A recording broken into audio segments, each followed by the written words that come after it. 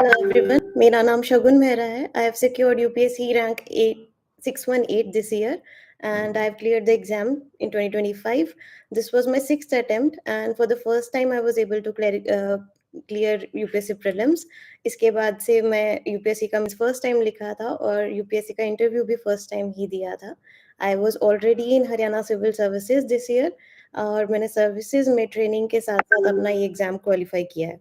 Or I'm here, I'm available with PSA time. I would take a time to thank the platform also for giving me this opportunity to share my journey with you. And please, you can all join with me and let me know आपके किसी भी stage को लेके UPSC में कोई भी doubts हैं और उस चीज़ को लेके मैं आपको गाइड करूँगी to the best of my abilities. किसी भी पार्ट को लेके आपको कोई भी कंफ्यूजन है, I am available with that. UPSC में प्रीलिम्स लेवल पे बहुत डिफ़िकल्टी रहती है काफ़ी लोगों को और अभी प्रीलिम्स भी पास में आ रहा है. तो लेट मी नो आपको किसी भी चीज़ में प्रॉब्लम हो, कैसी भी कोई भी इश्यू आ रहा हो, तो मैं पूरी तरह से आपको हेल्प करने के लिए रेडी हूँ.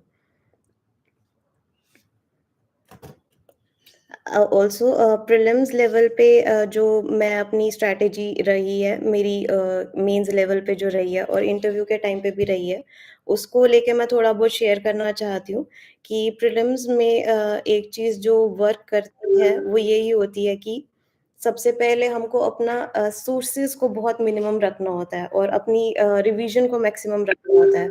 बहुत सारे बहुत सारे लोग इसी चीज़ में कन्फ्यूज़ हो जाते हैं और उसी चीज़ को लेके मेरी एक वो आपके लिए एक वो रहेगी कि अपना जो भी प्रिपरेशन रखें ना, उसको स्ट्रैटेजाइज़ करके रखना चाहिए हमेशा से.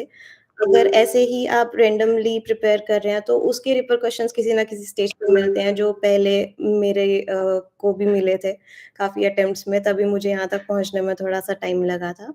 बट जो चीज़ें मैंने इस अटेम्प्ट में डिफरेंट करी हैं और जो मेरे लिए वर्क करी हैं, तो मैं वो डेफ़िनेटली आप लोग के साथ शेयर करना चाहती हूँ.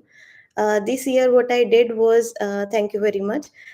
This year what I did was कि मैंने अपना बहुत सारा टाइम अपनी प्रिपरेशन को नहीं दिया था, जो कि एक वो था क्योंकि मैं अपनी ट्रेनिंग में बिज़ी थी एचसीएस की। पर एक चीज़ थी कि स्टैटिक को मैंने बहुत स्ट्रॉन्ग करा था, मैं जितना भी अपना टाइम दे पाई थी पढ़ाई को, मेरा मैक्सिमम फ़ोकस स्टैटिक पे रहा था। करंट को ऐसा नहीं था कि इग्नोर करा था, सबसे पहले तो ये था कि स्टैटिक में भी हाई यील्डिंग एरियाज़ में मैंने अपना फ़ोकस रखा था। हाई यील्डिंग एरियाज़ में हमको सबको जैसे पता होता है कि प्रीलिम्स में पॉलिटी कुछ लोग का स्ट्रॉन्ग रहता है, कुछ लोग का इकोनॉमिक स्ट्रॉन्ग रहता है, एनवायरनमेंट रहता है और पॉलिटी में भी कुछ ऐसी चीज़ें होती हैं जो हमको देखनी पड़ती हैं कि किस-किस क्वेश्चंस किस-किस एरिया में से कितने मैक्सिमम क्वेश्चंस आ रहे हैं। तो हम लोग उस तरह से थोड़ा-सा स्ट्रैटेजाइज़ करके जब प्रिपरेशन करते हैं, तो थोड़ा-सा ईज़ी रह जाता है। जब मैंने ये चीज़ों पे ध्यान देना स्टार्ट करा रेदर देन हम एंड टू एंड हर चीज़ को पढ़ने की ट्राई करते हैं, तो उस चीज़ के रिपरकशंस दिख रहे थे मेरे को क्योंकि मैं हर चीज़ के पीछे भाग रही थी, हर सोर्स के पीछे भाग रही थी. मैंने इस साल एक ये डिफरेंट किया था कि मैंने स्ट्रैटेजाइज़ करी है अपनी प्रिपरेशन. मैंने जिन एरियाज़ में से मैक्सिमम बेनिफिट मिलता है, वो चीज़ अपनी सबसे ज़्यादा ऊपर रखी थी. उन मैंने इस टाइम पे सोर्सेज़ सबसे मिनिमम रखे थे. That's what different I did it this year और जिससे मुझे रिज़ल्ट भी मिला है. अपनी सोर्सेज़ जितनी मिनिमम रख सकते हैं, उतनी मिनिमम रखनी चाहिए और रिवीजन को जितना मैक्सिमम रख सकते हैं, उतना करना चाहिए. ये 2 चीज़ें हैं जो आपको मैक्सिमम बेनिफिट्स देंगी. इसको छोड़ के कुछ-कुछ ऐसी चीज़ें होती हैं, हम लोग जानने के बाद भी उन चीज़ों को इग्नोर कर देते हैं कभी-कभी. जैसे हमको पता होता है कि यूपीएससी में प्रीलिम स्टेज हो या मेन स्टेज हो, प्रीवियस ईयर क्वेश्चंस का कोई अल्टरनेट है ही नहीं. मतलब आप टेस्ट सीरीज़ जितना मर्ज़ी दे दो, वो भी देनी ज़रूरी होती है क्योंकि हमें अपनी नॉलेज लेवल चेक करना होता है कि हमारी प्रिपरेशन किस एक्सटेंट तक हुई है. पर अगर हम अपने प्रीवियस ईयर को इग्नोर कर रहे होते हैं, तो उ उस चीज़ से ना हमें आइडिया नहीं लग पाता कि हमारी तैयारी यूपीएससी के हिसाब से सही हो पा रही है या नहीं.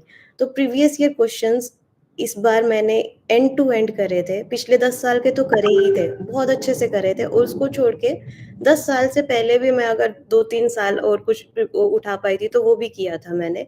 और जब मैं बोलती हूँ कि एनालाइज़ करना होता है, तो उससे मतलब ये होता है कि एनालाइज़ करना एंड टू एंड करना होता है वो।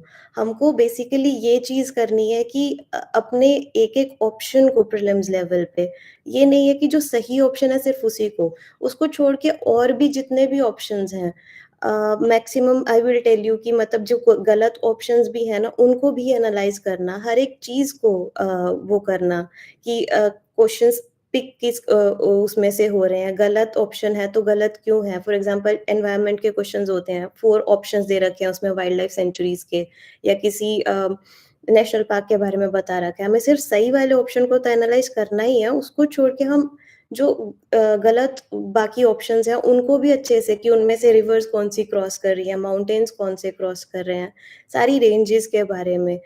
उसके आस-पास जितना भी आप कवर कर सकते हो, बहुत एक्स्ट्रा नहीं जाना है, पर जितना हम मैक्सिमम उस चीज़ को कवर कर पाते हैं, वैसे एनालाइज़ करना होता है प्रीवियस ईयर को। तो एक वो चीज़ मैंने इस साल करी थी, जिससे प्रीलिम्स में मुझे बहुत हेल्प मिली है। अपार्ट फ्रॉम दैट मेंस में भी मेरा main focus previous year questions पे ही रहा था। उधर से ही मैंने टॉपिक्स पिक करके जो प्रीवियस ईयर में आ रखे थे, तो उन्हीं को ही रिपीटेडली मैंने टॉपिक्स को बहुत अच्छे से प्रिपेयर करा था। कोई करंट में टॉपिक था तो उसपे कीवर्ड्स, कंटेंट्स ऑलरेडी रेडी थे मेरे पास। तो मेरी स्ट्रैटेजी कुछ इस तरह से ही रही है कि अपनी सोर्सेज़ मिनिमम रखी हैं, रिवीजन मैक्सिमम रखी है और प्रीवियस ईयर पे पूरा फोकस रखा है। मोस्टली मेरी प्रिपरेशन इसी के अराउंड सर्कल करी थी। उसको छोड़ के मैं थोड़ी बहुत आप लोग की तरफ से मेरे पास क्वेश्चन्स आए थे, तो मैं वो भी एड्रेस करना चाहती हूँ कि अ, कुछ लोग जानना चाहते थे मेरी प्रिपरेशन के बारे में या मैंने क्या सोर्सेज़ फ़ॉलो करी थी। तो मेरी बैचलर्स कंप्यूटर साइंस में हुई है और मास्टर्स मैंने कंप्यूटर एप्लीकेशंस में करी है। उसके बाद मैंने तैयारी करना स्टार्ट करा था यूपीएससी की, तो मेरी बैकग्राउंड आप लोग की काफ़ी लोगों की तरह मेरी बैकग्राउंड यूपीएससी में नहीं रही है। मतलब एज़ एन ह्यूमैनिटीज़ के सब्जेक्ट्स में नहीं रही है मेरी बैकग्राउंड। तो मुझे उसी चीज़ का वो था एक मैक्सिमम कि मतलब मेबी मेरे लिए शायद थोड़ा-सा डिफ़िकल्ट हो सकता है इस चीज़ पे फ़ोकस करना।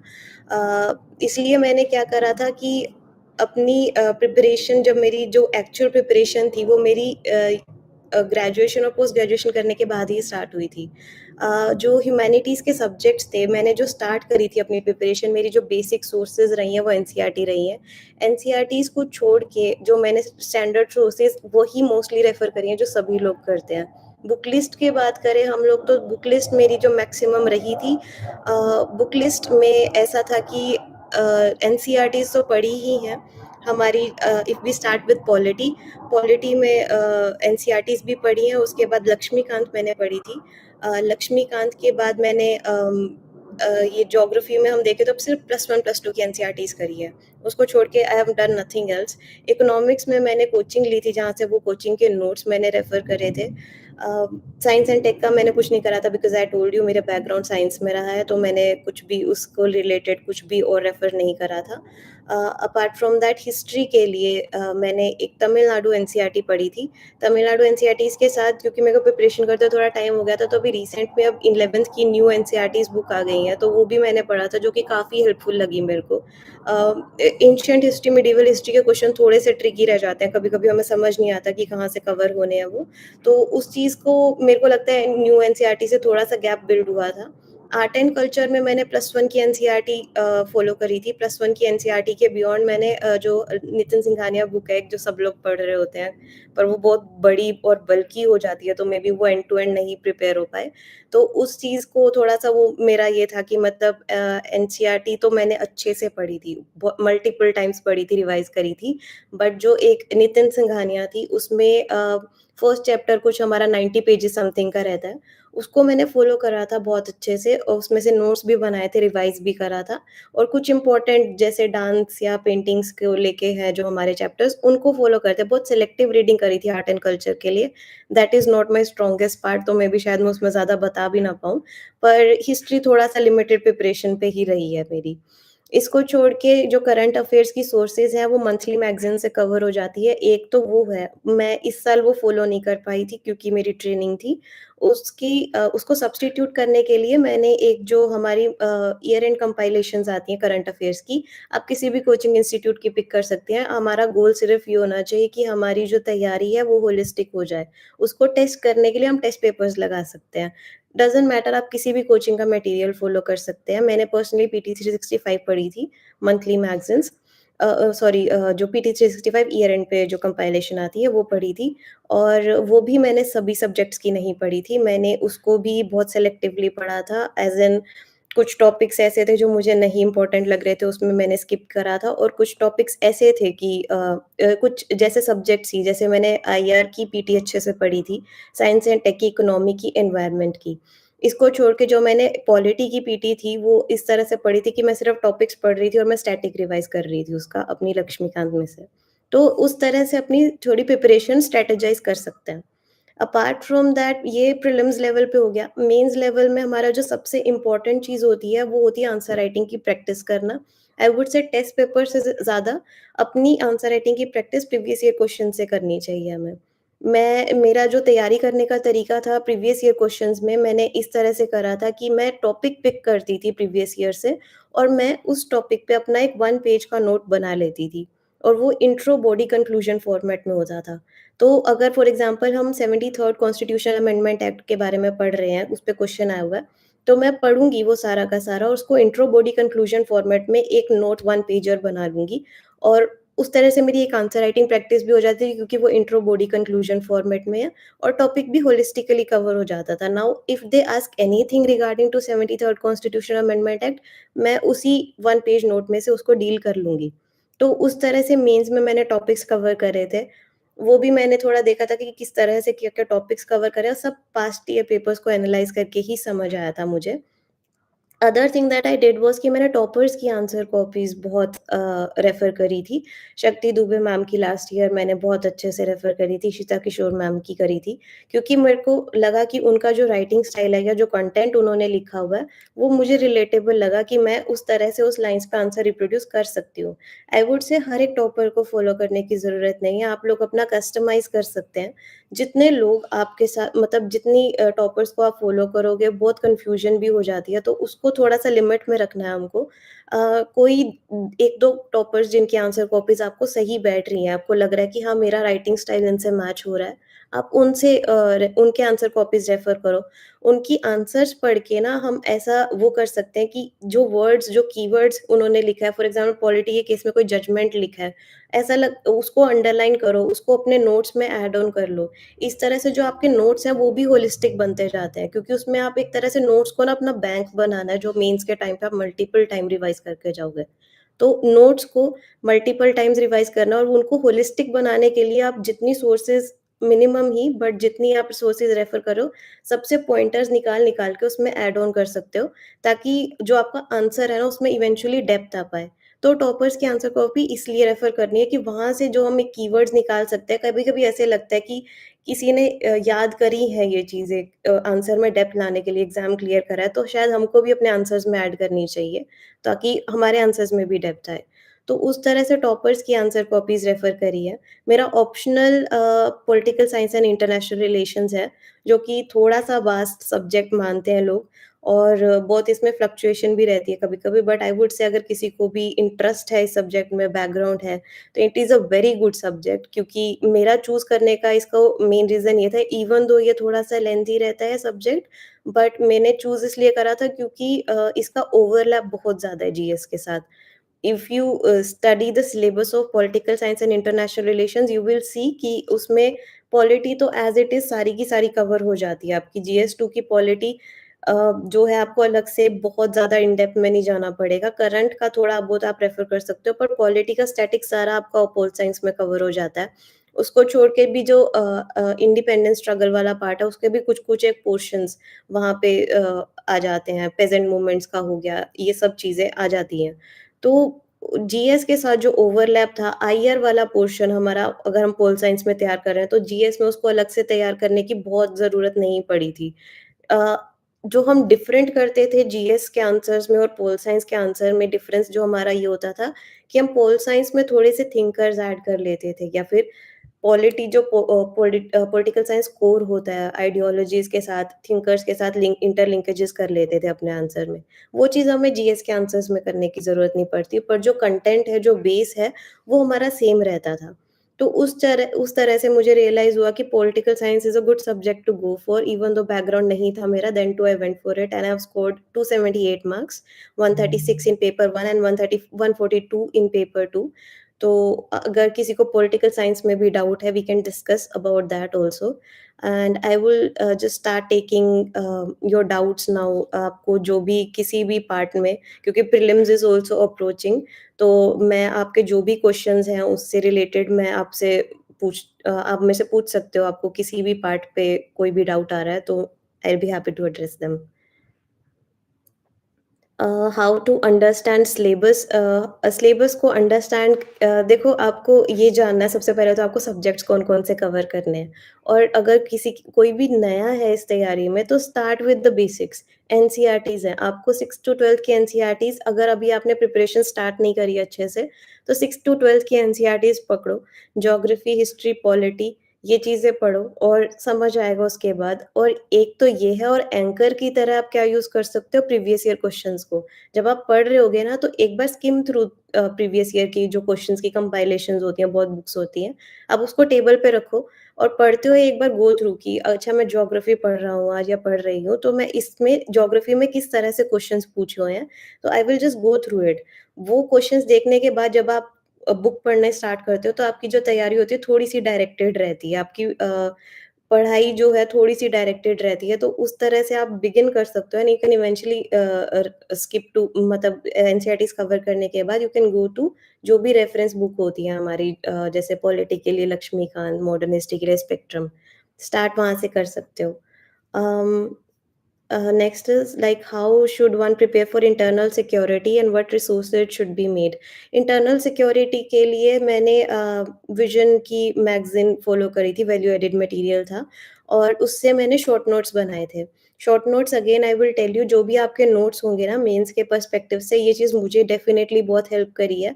इंट्रो, बॉडी, कंक्लूजन फॉर्मेट में बना सकते हो आप, क्योंकि जब उस फॉर्मेट में बनाओगे ना और पेपर में कोई भी उस चीज़ से रिगार्डिंग क्वेश्चन आएगा, for example left wing extremism है, उससे रिगार्डिंग क्वेश्चन आ रहा है, आपका इंट्रो ऑलरेडी उस चीज़ में सॉर्ट होगा, आपका कंक्लूजन भी सॉर्ट होगा। किसी कमेटी की रिकमेंडेशन कुछ भी बना हुआ है या कोई एक रीसेंट इशू आया है, उसको इंट्रो में डाल दो। वो चीज़ आपको डेफिनिटली हेल्प करेगी जब आप आंसर लिख रहे होगे, आपको सोचना नहीं पड़ेगा। तो क्योंकि मेंस में टाइम क्रंच रहता है, तो अपने नोट्स उस तरह से बनाओ। और एक है कि अपना जो भी नोट्स बनाओगे, एक कोई भी सोर्स से बना लो, जैसे मैंने विज़न के वैल्यू एडेड मटेरियल से बनाया था, उसको छोड़ के what I did was previous year देखा था मैंने, कुछ भी ऐसा टॉपिक जो मेरे नोट में नहीं है, उस पे मैंने 4-5 पॉइंटर्स बना के लिख लिए थे। मैंने प्रीवियस ईयर आंसर्स देखे थे, उसके क्वेश्चन्स देखे थे सॉरी, और उसको छोड़ के टॉपर्स के आंसर देखे थे। फिर हम जब टेस्ट पेपर्स लिख रहे होते हैं मेंस के टाइम पे, तो हमें पता होता है कि ठीक है, हमारे नोट्स में से ये क्वेश्चन बन रहा है, पर ये एक टॉपिक है जो मेरे नोट में नहीं है, उसको अपने नोट्स में ऐड कर लो। That is all you need to do. मतलब ना नोट्स को इतना होलिस्टिक बनाना है कि पेपर में जब आप लिखने बैठोगे मीन्स, तो उस टाइम पे बस आपको अपने नोट्स मल्टीपल टाइम रिवाइज़ करके जाना है। तो ये था। How much time do you invest in current affairs? अगर ओवरऑल देखें तो करंट अफेयर्स में मतलब मेरा ऐसा लगा लो आप 60-40 का रेशियो रहा है, और आई आई वुड रेदर से 70-30 का। 60% टाइम मैंने स्टैटिक को दिया और शायद 40% या 30-40% मैंने टाइम करंट अफेयर्स को दिया था। करंट अफेयर्स का ये होता है कि मतलब उसमें you can never be 100% sure कि आपका हर कुछ कवर हो गया या नहीं। क्योंकि ऐसा नहीं होता है कि मतलब जो हम पढ़ते हैं एग्ज़ैक्टली उसी मैगज़ीन में से क्वेश्चन उठ के आ जाता है। बट डेफ़िनेटली इतना ज़रूर हो जाता है कि हमने कोई चीज़ एक पढ़ी थी और उस चीज़ से हम ऑप्शन में कुछ एलिमिनेट कर पाए। वो चीज़ हमको करंट अफ़ेयर्स की कहीं न कहीं पढ़ी हुई वैसे हेल्प कर जाती है, डायरेक्ट भी आ जाता है, कई बार वन लाइनर क्वेश्चन होता है कि ये किस चीज़ से रिलेटेड है या ये ऑर्गनाइज़ेशन किससे रिलेटेड है।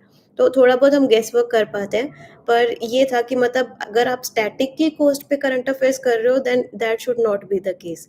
मेजर फोकस आपका स्टैटिक ही रहेगा। I would say 60 to 70% focus अपना टाइम स्टैटिक को देना और 30-40% करंट अफेयर्स को दे सकते हो।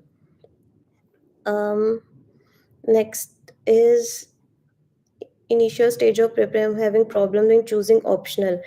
ये ऑप्शनल की प्रॉब्लम मुझे भी रही थी स्टार्टिंग में, टू बी वेरी ऑनेस्ट, क्योंकि साइंस बैकग्राउंड था और कंप्यूटर साइंस सब्जेक्ट नहीं है ऑप्शनल में। अनफॉर्चुनेटली होता तो शायद मैं भी वही ऑप्ट करती। पर ये वाली चीज़ है कि मैंने क्या करा था उस टाइम पे पॉलिटिकल साइंस की क्योंकि मैं कॉलेज में थी और बीए वाले स्टूडेंट्स थे कुछ, तो मैंने उनसे पॉलिटिकल साइंस का बुक लेके उनकी जो स्टैंडर्ड बुक्स थी, I went through it. I checked कि ये वाला एक सब्जेक्ट मैं पढ़ सकती हूँ या नहीं। मैंने previous year 2-3 questions just skim through करके देखे थे कि किस लाइन्स पे क्वेश्चन पूछ रहे होते हैं और थोड़ी बहुत ना मतलब ये चीज़ मैंने करके देखी थी, थोड़ा-सा उससे क्लैरिटी मिली थी मेरे को कि कोई भी ऐसे ना हर सब्जेक्ट की इस टाइम पे यूट्यूब पे लेक्चर सीरीज़ अवेलेबल है। या तो past year previous year paper analyse करवा रखा होगा किसी ने या फिर कुछ ना कुछ एक टॉपिक पे कुछ वीडियो डाली होगी। अगर कोई 1-2 जैसे मेरे को ऑप्शनल में सोशियोलॉजी में और पॉलिटिकल साइंस में कन्फ्यूजन थी, तो मैंने दोनों की एक छोटी-छोटी वीडियो देख ली थी और जो भी टॉपिक मेरे को पढ़ने में ज़्यादा इंटरेस्टिंग लगा, जैसे मुझे पर्सनली लगा कि इंटरनेशनल रिलेशंस में बहुत इंटरेस्ट आ रहा था मुझे पढ़ने में, सो आई वेंट विद इट। तो उस तरह से थोड़ा आप रिसर्च कर सकते हो। अ, ऑप्शनल अगर आपको मतलब ऐसा नहीं है कि बैकग्राउंड जिसमें है वही लेना है। I have given my first main with optional जिसमें विद एन ऑप्शनल जिसमें मेरा बैकग्राउंड नहीं था and I think I have performed decent in it. तो एक वो है कि जिस भी ऑप्शनल को you decide to take just stick with it, हो जाएगा। मतलब हर एक ऑप्शनल डिमांडिंग है यूपीएससी में, तो जो भी जिस पे भी आप जाओगे उसी पे स्टिक रहो और प्रिपेयर करो, अच्छे से प्रिपेयर करो उसको फिर। How to remember history? History तो यार मेरा भी बहुत स्ट्रॉन्ग नहीं रहा है, रादर बहुत सबसे वीक ही था, मैं उसके क्वेश्चन से बचती ही थी। पर multiple revision it is the only की बेस्ट चीज़ ये है कि उसमें कुछ ऐड ऑन नहीं हो रहा है हर साल। हिस्ट्री का वही है, मेरे लिए जो चीज़ें वर्कआउट करी हैं वो ये है कि प्रीवियस ईयर मैंने अच्छे से एनालाइज़ करे थे। प्रीवियस ईयर को हमेशा लेके बैठी थी जब भी मैंने हिस्ट्री की पढ़ाई करी है, तमिलनाडु की एनसीईआरटी न्यू एनसीईआरटीज़ जो आई हुई हैं प्लस 1 प्लस 2 की, वो अच्छे से 3 थीम्स वाली बुक है, थीम 1, 2, 3 उनको अच्छे से पढ़ो। मल्टीपल रिवीजन और फिर क्वेश्चन्स लगाओ, प्रीवियस ईयर लगाओ, उससे हो जाएगा। कुछ-कुछ चीज़ें ऐसी होती हैं जो हम रिपीटेडली भूल रहे होते हैं, तो उनको लिख के रख लो। जिन चीज़ों पे आपकी मैक्सिमम चीज़ें बार गलत हो रहे हैं ना क्वेश्चन्स या फिर ऐसे बहुत फैक्ट्स हैं, इंडस वैली सिविलाइज़ेशन के बारे में कुछ है, आपको साइट्स का कुछ नहीं याद हो रहा या मैप पे उनको बना के देख लो। Multiple revision is the only key. History थोड़ा-सा ट्रिकी रहता है जिसको इंटरेस्ट नहीं है उसमें लाइक मी, तो मैंने भी थोड़ा स्ट्रगल करा था पर ठीक है मतलब रिवाइज़ करोगे मल्टीपल टाइम्स तो हो जाएगा। Uh, in PSR, which section did you choose first? How much time it took? Sources. Okay. तो पीएसआईआर में मेरी जो कोचिंग थी बेसिक वो मैंने शुभ्रा रंजन मैम से करी थी, तो बेसिक नोट्स मेरे उन्हीं के थे। उसको छोड़ के मैंने इस टाइम थोड़ा-सा मतलब मेंस तो फर्स्ट ही था मेरा, पर मैं थोड़ा-सा डाइवर्स गई थी पीएसआईआर में क्योंकि अ, आंसर्स ना सभी वही लोग पोल साइंस में अगर आप लिख रहे हो तो मैक्सिमम लोगों के शुभ्रा रंजन मैम वाले आंसर्स होते हैं। तो मुझे थोड़ा-सा स्टैंड आउट करना था अपने आंसर्स में, उसकी वजह से इसलिए मैंने क्या करा था, मैंने एक टेस्ट सीरीज़ जॉइन कर रखी थी। उनके मॉडल आंसर से मैंने जो शॉर्ट नोट्स बनाए थे, मैंने 2 फ़ोल्डर्स बनाए थे। एक पेपर 1 का फ़ोल्डर था, एक पेपर 2 का फ़ोल्डर था, जिस पे शॉर्ट नोट्स थे on every topic which is written in the syllabus of PSIR. हर आप किसी भी ऑप्शनल में हो, आप ये चीज़ कर सकते हो कि सिलेबस के हर टॉपिक पे 1 page note, that is all what is needed. और उसमें आप एक तो बेसिक लिखोगे वही इंट्रो, बॉडी, कंक्लूजन फॉर्मेट में, उसको छोड़ के आप अपने टेस्ट पेपर के जो मॉडल आंसर्स होते हैं, चाहे आप टेस्ट पेपर्स ना लगा पाओ, पर वो मॉडल आंसर से वो पॉइंटर्स ऐड ऑन करते रहो उस टॉपिक में। उनसे आपके आंसर्स में डेप्थ आएगी और उसी चीज़ को मल्टीपल टाइम रिवाइज़ करना है। उसको छोड़ के एक तो ये करा था मैंने, दूसरा ये करा था कि टॉपर्स की वही शक्ति दुबे मैम की आंसर कॉपीज़ पढ़ी थी। वहाँ पे उन्होंने जो भी ऐसी चीज़ मेंशन करी थी जिससे लग रहा था कि आंसर में डेप्थ आ रही है, उसको भी अपने नोट्स में ऐड ऑन करा था। Apart from that you have asked कि मैंने सेक्शन कौन-सा चूज़ करा था, सबसे पहले सेक्शन ए में से क्वेश्चन करे थे सबसे ज़्यादा पेपर 1 में और पेपर 2 का तो मिक्स रहा था। पेपर 1 में सेक्शन ए में सबसे ज़्यादा फ़ोकस था, सेक्शन 2 का थोड़ा-सा वो ट्रिकी हो जाता है। तो I would also say section 1 में ए में जाके मतलब आप मैक्सिमम अटेम्प्ट कर सकते हो। थोड़े से प्रेडिक्टेबल लाइन्स पे भी क्वेश्चन रहते हैं, तो उससे हेल्प करेगी। साइंस एंड टेक्नोलॉजी के लिए सर मैंने कुछ भी एज़ सच अलग नहीं करा था। It was only current affairs की जो मैगज़ीन पढ़ रही थी, सिर्फ़ वो था। उसको छोड़ के कुछ भी नहीं था। अ, सिर्फ़ करंट अफेयर्स था and I think that is more than sufficient, उससे आपका बेसिक भी थोड़ा बहुत कवर हो जाता है और करंट तो हो ही रहा है cover. How should the answer B framed? Answer को जब आप फ्रेम कर रहे हो ना तो मतलब एक स्ट्रक्चर प्रोवाइड करना आंसर में बहुत ज़रूरी होता है। हमको ऐसे होता है कि जो भी हम आंसर लिख रहे हैं वो इंट्रो, बॉडी, कंक्लूजन फॉर्मेट में रहना चाहिए।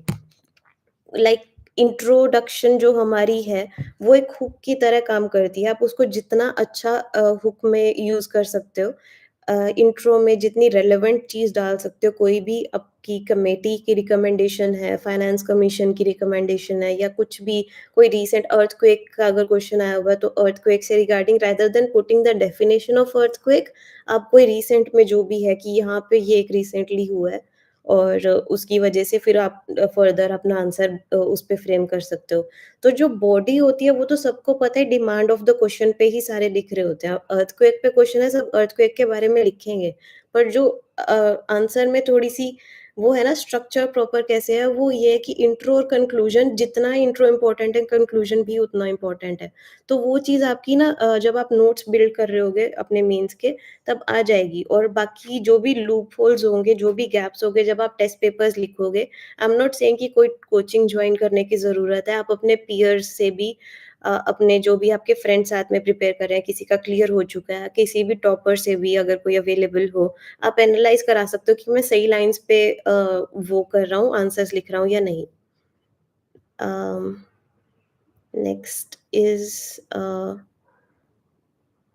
उम Okay, how was your essay, GS and ethics strategy? Okay, essay में I have secured 111 marks, ethics में I have scored 112 marks और GS में तो अलग-अलग GS के पेपर्स के जिस हिसाब से थे, तो essay और ethics का मैं थोड़ा बता सकती हूँ क्योंकि उसमें डिसेंट थी, मतलब और अच्छे भी आ सकते थे, पर जो मुझे लगा वर्क करा है। essay में ना मेरा एक वो राइटिंग स्टाइल इस तरह से रहता था कि मैं लूप करती थी ऐसे को, कि एक चीज़ मैंने स्टार्टिंग में अपने मेंशन करी ऐसे के, फॉर एग्ज़ाम्पल मैं स्टोरी लाइन पे बिल्ड करती थी ऐसे को कि Shagun is a person who is going through something, या उसके स्कूल में उसके एक इवेंट हुआ, फिर उसपे मैं बिल्ड कर रही थी ऐसे को। मैंने 3-4 लाइनें 3-4 पेजेज़ उसी पे बिल्ड करके इवेंचुअली लिखा, जो डिमांड है ऐसे की वो मीट करी। पर एंड वाला जो मेरा लास्ट पैराग्राफ होगा, तो उसमें मैं फिर से कनेक्ट कर दूँगी कि ओके, तो शगुन ने ये करके ये चीज़ें सीखी। तो उस तरह से ना मेरे को थोड़ा-सा एज भी मिला है मेबी, पर और बेटर भी आ सकते थे मार्क्स, पर मेरे को लगा कि मैं जैसे टेस्ट पेपर्स भी जितने लिखे थे और जितना मैंने रिव्यू भी करवाया, तो ऐसे की एक कंटिन्यूटी बन जाती है और ये ना ईज़ी हो जाता है कि हमको बिल्ड किस लेवल पे करना है, मतलब बिल्ड कैसे करना है। ऐसे एक जब फ्लो बना रहता है ना ऐसे में, तो वो पढ़ने वाले को भी अच्छा लगता है। इसीलिए ऐसे में वो स्ट्रैटेजी थी। प्रैक्टिस मैंने ऐसे की ये करी थी कि मतलब बिफोर मेंस वो ओवर द मतलब प्रिपरेशन का भी जितना मेरा टाइम था, अगर मैं 1 साल उससे पहले का लेके देखूँ, तो मैंने 10 से 11 एसेज़ लिख के देखे थे, पर मेंस के टाइम पे मैं सिर्फ़ 2-3 ही प्रैक्टिस कर पाई थी। अ, ये है कि वो आप जितने एसेज़ लिखोगे और जितना उनको प्रिपेयर करोगे बार-बार, पीयर से रिव्यू कराओ, कोचिंग से टेस्ट वगैरह पेपर पे लिखो, आपको आइडिया लग जाएगा कि आपकी कंटिन्यूटी बन पा रही है या नहीं। मेरे को लगता है एसेज़ में सबसे इम्पोर्टेंट ये रहता है हमारा कि कंटिन्यूटी होनी चाहिए, क्योंकि जो भी रीडर है अगर आप उसको हुक नहीं करके रख सकते हैं ना एसे पे, तो वो थोड़ा-सा ज़ोन आउट होगा आपका 10-12 पेज का जो भी है एसे उसको पढ़ते-पढ़ते, फिर मार्क्स उसी पे डिपेंड करते हैं। पर एक स्टोरी लाइन पे मैं जब बिल्ड कर रही थी एसे को, तो उससे गुड रिजल्ट्स मिले, may be you can try that, तो आपको भी शायद हेल्प हो। एथिक्स में तो स्टैंडर्ड सोर्सेज़ सबकी जो होती है, मेरे कोचिंग के नोट्स से वो रेफ़र करा था मैंने। पर जो एक चीज़ थी जिससे शायद थोड़ा-सा डेप्थ आई आंसर में, वो ये थी कि कीवर्ड्स, हर एक कीवर्ड जो सिलेबस में मेंशन है, उस कीवर्ड्स पे मेरे पास डेफिनिशन और एग्ज़ाम्पल्स और कोई रीसेंट ऑकरेंस हो रखी है, तो उस बारे में मैंने लिखा हुआ था। एक कंपाइलेशन मैंने वो बना के रखी थी, उसको छोड़ के एक दूसरी कंपाइलेशन मैंने जो एग्ज़ाम्पल्स की थी सिर्फ़, और तीसरी एक कंपाइलेशन कोट्स की थी, कि कहीं पे भी ये यूज़ कर लो। सबसे ज़्यादा जो मैं बता रही हूँ वो हेल्प करी थी मेरे को, वो एग्ज़ाम्पल्स की कंपाइलेशन थी, कि किसी भी गवर्नमेंट ऑफ़िसर ने यहाँ पे ऐसे एम्पैथी दिखाई है, यहाँ पे ऐसे सिम्पैथी दिखाई है, यहाँ पे ऐसे एडमिनिस्ट्रेटिव कन्वीनियंस थी उसको, उन्होंने इस तरह से काम करा। वो वाली सारी चीज़ के हर एक चीज़ के एग्ज़ाम्पल, जितने भी बेसिकली कीवर्ड्स हैं ना हमारे सिलेबस में, हर एक पे recent examples I guess Better India एक वेबसाइट है, वहाँ से आप फ़ॉलो अप ले सकते हो, नहीं तो टेलीग्राम पे भी ना मेंस के टाइम पे मल्टीपल चैनल्स पे बहुत कंटेंट आ जाता है। आपको ऐसा नहीं है कोई एक ही वो फ़ॉलो करना है, एथिक्स में थोड़ा-सा डाइवर्स जा सकते हो, जहाँ पे आपको एग्ज़ाम्पल्स डालने हैं, तो थोड़े से आप डाइवर्स तरह से उसको कवर कर सकते हो कि ये एग्ज़ाम्पल मैंने यहाँ से पढ़ा था, वहाँ से पिक कर लिया, अपने नोट्स में ऐड कर लिया। और मैक्सिमम मुझे लगता है कि जो मेरे को हेल्प करी है ना, वो यही चीज़ हेल्प करी है कि हर एक क्वेश्चन में आंसर्स की वो 7 एग्ज़ाम्पल्स लिखे हुए थे। उसको छोड़ के क्योंकि इसमें सेक्शन ए, सेक्शन बी रहता है, हमको केस स्टडीज़ पे भी थोड़ी-सी प्रैक्टिस करनी चाहिए। केस स्टडीज़ को प्रीवियस ईयर 5 साल के प्रैक्टिस करके देखना। आई थिंक वो आपको अच्छा हेल्प कर पाएगा। मेरे को लगता है टेस्ट पेपर से ज़्यादा केस स्टडीज़ में अपने प्रीवियस ईयर पे फ़ोकस करना और प्रीवियस ईयर पे भी मतलब ऐसा है कि चाहे पाँचों साल के पिछले साल के आप नहीं आंसर्स लिख पाओ, उनको स्ट्रक्चर करके देखना। मतलब पूरा-पूरा आंसर लिखने की ज़रूरत नहीं है। आई यूज्ड टू टेक मेरे को याद है मैंने थोड़ा-सा मेरे को 2023 और 22 के मैं शायद नहीं अच्छे से लिख पाई थी आंसर, तो मैंने वही क्वेश्चन पेपर पे ही ना पॉइंटर्स फॉर्म में स्ट्रक्चर कर दिया था कि हाँ, ये क्वेश्चन आया तो मैं इस पे ये चीज़ें ऐड कर दी। ब्रेनस्टॉर्म करना, केस स्टडी में जितना ब्रेनस्टॉर्म करना सीखोगे, उतना टाइमली भी पेपर कवर होगा क्योंकि एथिक्स में थोड़ी ये वाली प्रॉब्लम रह जाती है। Uh, okay Rafaqat what is your query आप प्लीज़ एक बार दोबारा लिख के भेज दो। And how should be brainstorm for essay okay. Essay में ब्रेनस्टॉर्म मेरा ये होता था कि जैसे 2 एसे लिखने होते हैं हमको, तो डेढ़-डेढ़ घंटे का टाइम मैंने डिवाइड कर रखा था। मतलब बिल्कुल ब्रेक है डेढ़ घंटे के बाद, नहीं तो कॉम्प्रोमाइज़ होएगा एक या दूसरे एसे पे। तो डेढ़ आप जब प्रैक्टिस करें इसकी एसे राइटिंग की, तो डेढ़ घंटा अपना टाइम रखना है। उसमें से I used to personally give 25 to 30 minutes सिर्फ़ स्ट्रक्चर करने को एसे को। मतलब 25 टू 30 मिनट्स इनिशियल सिर्फ़ मैं स्ट्रक्चर कर रही हूँ। मैं वो चीज़ें लिख रही हूँ स्टार्टिंग में कि इंट्रो में अगर मेरे दिमाग में कुछ अच्छा हिट कर रहा है, तो स्टार्टिंग के फर्स्ट पैराग्राफ में मैंने क्या-क्या लाइन्स ऐड करनी है। अगर मेरे एसे में कोई एक ऐसा वर्ड है जिसके अराउंड मैं थोड़ा-सा प्ले करके उसमें थोड़ा-सा बिल्ड कर सकती हूँ, तो मैं उस बारे में भी लिख रही हूँ। मैं क्या-क्या इम्पोर्टेंट कीवर्ड्स मेंशन कर सकती हूँ अपने एसे में जिसको मैं अंडरलाइन भी करूँगी और मैं क्या-क्या एग्ज़ाम्पल्स डाल सकती हूँ, मैं किस-किस इवेंट्स से रिलेट कर सकती हूँ इस एसे को। करंट में ऐसा कुछ हुआ है जिसमें मैं इस एसे पे बिल्ड कर सकती हूँ आगे, तो मैं उस लाइन्स पे एसे को 25 से 30 मिनट तक ब्रेनस्टॉर्म करती थी। हमको वो मैक्सिमम एफर्ट वहाँ पे लगता है और अगर वो प्रॉपरली हो जाए, उसके बाद ऐसे लिखने में टाइम नहीं लगता है, ट्रस्ट मी मैक्सिमम जितना आप ब्रेनस्टॉर्म कर सकते हो ना 25-30 मिनट में और वो प्रैक्टिस के साथ आएगा। मतलब आप इनिशियल 3-4 एसेज़ में तो मैं भी कुछ ख़ास नहीं ब्रेनस्टॉर्म कर पाई थी। आई वाज़ लाइक कि क्या क्या लिखूँ, किस लाइन्स पे बिल्ड करूँ इसको? पर वो लिखने जब बैठी ना मतलब by the time I wrote my 4th, 5th, 6th ऐसे उस टाइम पे मुझे समझ आया था कि ठीक है हाँ, इस लाइन्स पे बिल्ड हो सकता है ऐसे। जो भी पॉइंटर्स आपके दिमाग में आ रहा है ना, उसको भी थोड़ा-सा डिवाइड करें कि इंट्रो में ये डालना है, बॉडी में ये चीज़ें डालनी है और कंक्लूड मैं इस लाइन्स पे करूँगी। जो भी आपके पास रिलेवेंट चीज़ें आ रही हैं, उसको लिखते जाओ और ये वाला ना प्रैक्टिस करोगे जितना उतना आएगा कि किसी दिन ऐसा है कि पूरा ऐसे लिखने का नहीं मन, डेढ़ घंटा बैठ के ऐसे नहीं लिखना। तो उस टाइम पे सिर्फ़ ऐसा है कि 25-30 मिनट बैठ के किसी भी प्रीवियस ईयर के एसे के टॉपिक को ब्रेनस्टॉर्म करके देखना। How to start like what सब best subject should I start and usual online lectures for starting. अच्छा जीएस के लिए तो मतलब वो सबका खुद का होता है। अगर आपने अभी तक कोई भी प्रिपरेशन किसी भी लेवल पे स्टार्ट नहीं करी है, तो आई वुड से जैसे ज्योग्राफी का थोड़ा ईज़ी रहता है, उससे स्टार्ट कर सकते हो, इंटरेस्टिंग भी रहता है। कुछ लोगों को हिस्ट्री इंटरेस्टिंग लगती है, purely depend on your interest. आपको कौन-सा सब्जेक्ट पढ़ने में इंटरेस्ट ज़्यादा आ रहा है। पॉलिटी थोड़ी-सी टिपिकल हो जाती है क्योंकि उसमें आर्टिकल आ जाते हैं, थोड़े से वो हो जाता है, तो मेबी पॉलिटी आपको थोड़ी-सी टिपिकल लगे, बट ज्योग्राफी या हिस्ट्री से you can try starting with that. Science background है तो आप प्लस 1 की एक साइंस की भी वो एनसीईआरटी है, वो वाली पढ़ लो। आई नो सॉरी 9th की या 10th की है वो रेफर करते हैं सारे टॉपर्स, तो वो पढ़ के देख लो। तो जो भी आपको सब्जेक्ट सबसे ज़्यादा अच्छा लगता है, अगर मेरी पर्सनल प्रेफ़रेंस पूछोगे तो मैं जैसे ज्योग्राफी से स्टार्ट करती थी हमेशा, सबसे ईज़ी टू कवर लगता था मुझे। I think you can go with that.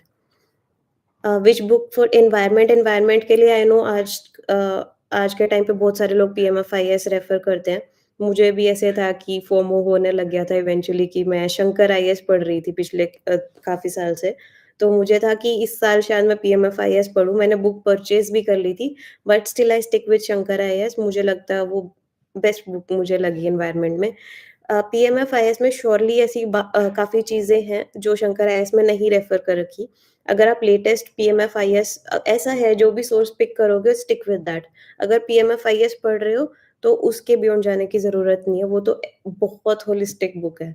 Shankar IAS में कुछ क्योंकि ऐसा था वो प्रीवियस कंपाइलेशन थी मेरे पास, तो इस साल मैंने क्या करा था, पीएमएफ-आईएएस से मैंने सिर्फ़ एयर पॉल्यूशन, वाटर पॉल्यूशन इस टाइप के चैप्टर्स थोड़े-थोड़े सिर्फ़ वो चीज़ें जो न्यू एडिशन हो रखी है ना या कोई स्किम करते हो मुझे ऐसा टॉपिक मिला जो ये मैंने शंकर आईएएस में नहीं पढ़ रखा और इम्पोर्टेंट हो सकता है।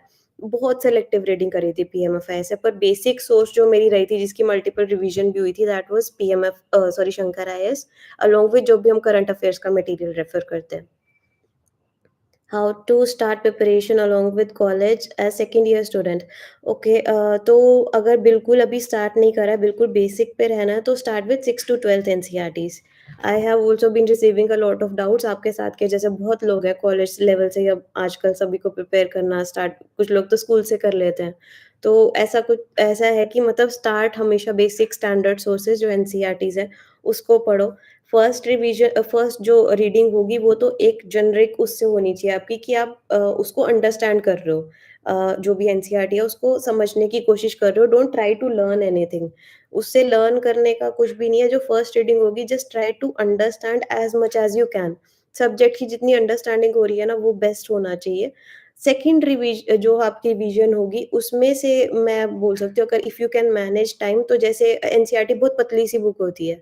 तो एनसीईआरटी में से आप मतलब कितना हार्डली 15, 20, 25, 30 मैक्सिमम 30 भी मैं बहुत ज़्यादा बोल रही हूँ, उतने पेज के नोट्स निकाल लो और जब सेकंड आप वो करोगे ना रीडिंग उसको एनसीईआरटीज़ को पढ़ रहे होगे, तो उस टाइम पे प्रीवियस ईयर क्वेश्चंस रेफर करो, फिर देखो कि किस-किस टॉपिक में से किस टाइप के क्वेश्चंस पूछे जा रहे हैं और कौन-कौन से चैप्टर्स हैं। जैसे कि ज्योग्राफी में भी है, बहुत सारे ऐसे चैप्टर्स हैं जिसमें से अच्छे खासे क्वेश्चंस आ जाते हैं, रिवर्स वगैरह वाली इंपॉर्टेंट होती है पढ़नी, वो एक रीडिंग में हो ही नहीं पाता, तो उनके नोट्स बना लो। ऑल्दो जो 6 टू आई वुड से 10th तक की जो एनसीईआरटीज़ हैं, उनमें से नोट्स बनाना ईज़ी है। फॉर एग्ज़ाम्पल ज्योग्राफी की प्लस 1, प्लस 2 की एनसीईआरटीज़ मेरे को तो पूरी-पूरी बहुत इंपॉर्टेंट लगती थी। प्लस 1 की एनसीईआरटीज़ में से मैंने नोट्स नहीं बनाए क्योंकि उसमें से मेरे को ऐसा था कि वो मैं पूरी बुक ही रेप्लिकेट कर रही हूँ फिर, तो इसलिए वो नोट्स तो नहीं बने हैं। बट ऐसा है कि 6 टू 10th की तो एनसीईआरटीज़ है, उनको जब पढ़ रहे होगे तो फर्स्ट रीडिंग करो वन गो में, फिर उसके बाद दोबारा जब आपको टाइम मिले तो उनके शॉर्ट नोट्स निकाल लो। All the chapters are not important in Shankar IAS. अम, बहुत ऐसे टॉपिक्स हैं जैसे कि कॉन्फ्रेंस ऑफ पार्टीज़ की सबमिट होती है, उसमें सारी स्टार्टिंग से एंड तक लिखी हुई है, प्रीलिम्स में हमको वो पढ़ने की ज़रूरत नहीं है, बहुत रिग्रेसली तो ज़रूरत नहीं है। एक बार आइडिया ले लो इम्पोर्टेंट में क्या हो रखा है, पर उसमें जैसे सारी दे रखी हैं, वो सब पढ़ने की ज़रूरत नहीं है।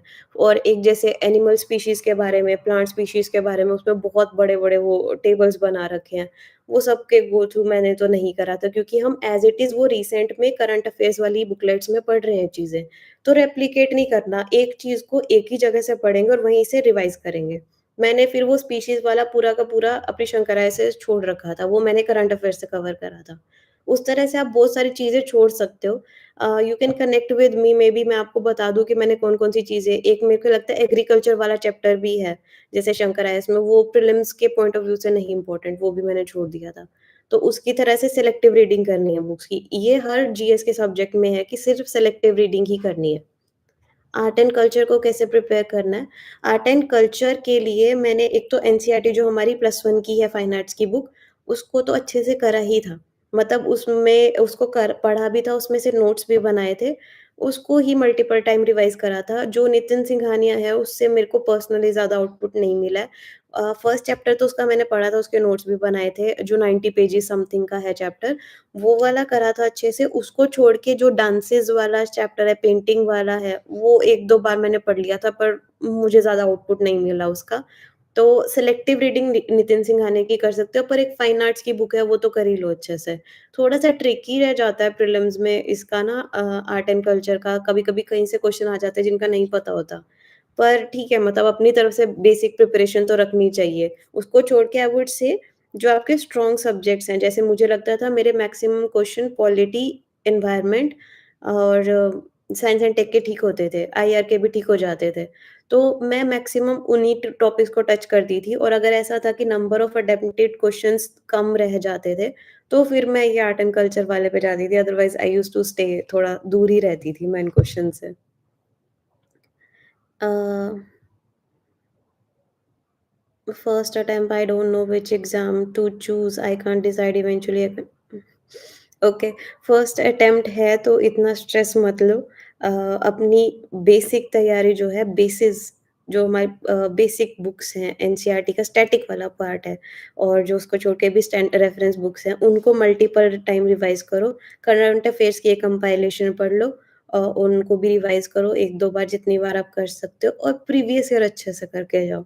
थोड़ी-सी क्योंकि फर्स्ट अटेम्प्ट में ये होता है कि हमको थोड़ा अपनी प्रिपरेशन को ना एंकर करने की ज़रूरत होती है। हर एक चीज़ के पीछे नहीं भागना है, हर एक टॉपर के पीछे नहीं भागना है, जो भी आपको लग रहा है कि आपके लिए बेस्ट सूटेड है, आप वो उसको फ़ॉलो करो।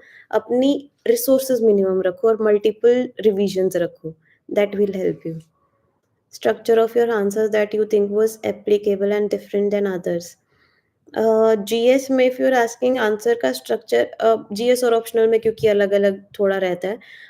जीएस में मैंने ये था कि मतलब एक तो मैप्स यूज़ करे थे, आईआर के क्वेश्चन में मैप्स यूज़ करे थे मैंने और इवन हिस्ट्री के क्वेश्चन में भी मैप्स यूज़ करे थे। I think one of my friend rank 61 2024 में टॉपर रही हैं वो आस्था सिंह। आप उनके आर्ट एंड कल्चर के नोट्स रेफर करके देखना। उन्होंने हिस्ट्री के भी नोट्स जो डाले हुए हैं, उसमें भी सब में उन्होंने मैप्स डाले हुए हैं। तो वो चीज़ मुझे अच्छी लगी थी और मैंने भी इम्प्लीमेंट करने की ट्राई करी थी। तो जहाँ पे आप मैप डाल सकते हो, ज्योग्राफी के क्वेश्चन में भी डायग्राम डाल सकते हो, वो चीज़ डालना। फ्लो चार्ट्स जहाँ पे डाल सकते हो। हमारे पास ना एक ये चीज़ होती है जब हम फ्लो चार्ट्स थोड़े से डाल देते हैं ना अपने आंसर में, तो टाइम भी सेव होता है, वो फिर पेजेज़ भरने की ज़रूरत नहीं होती।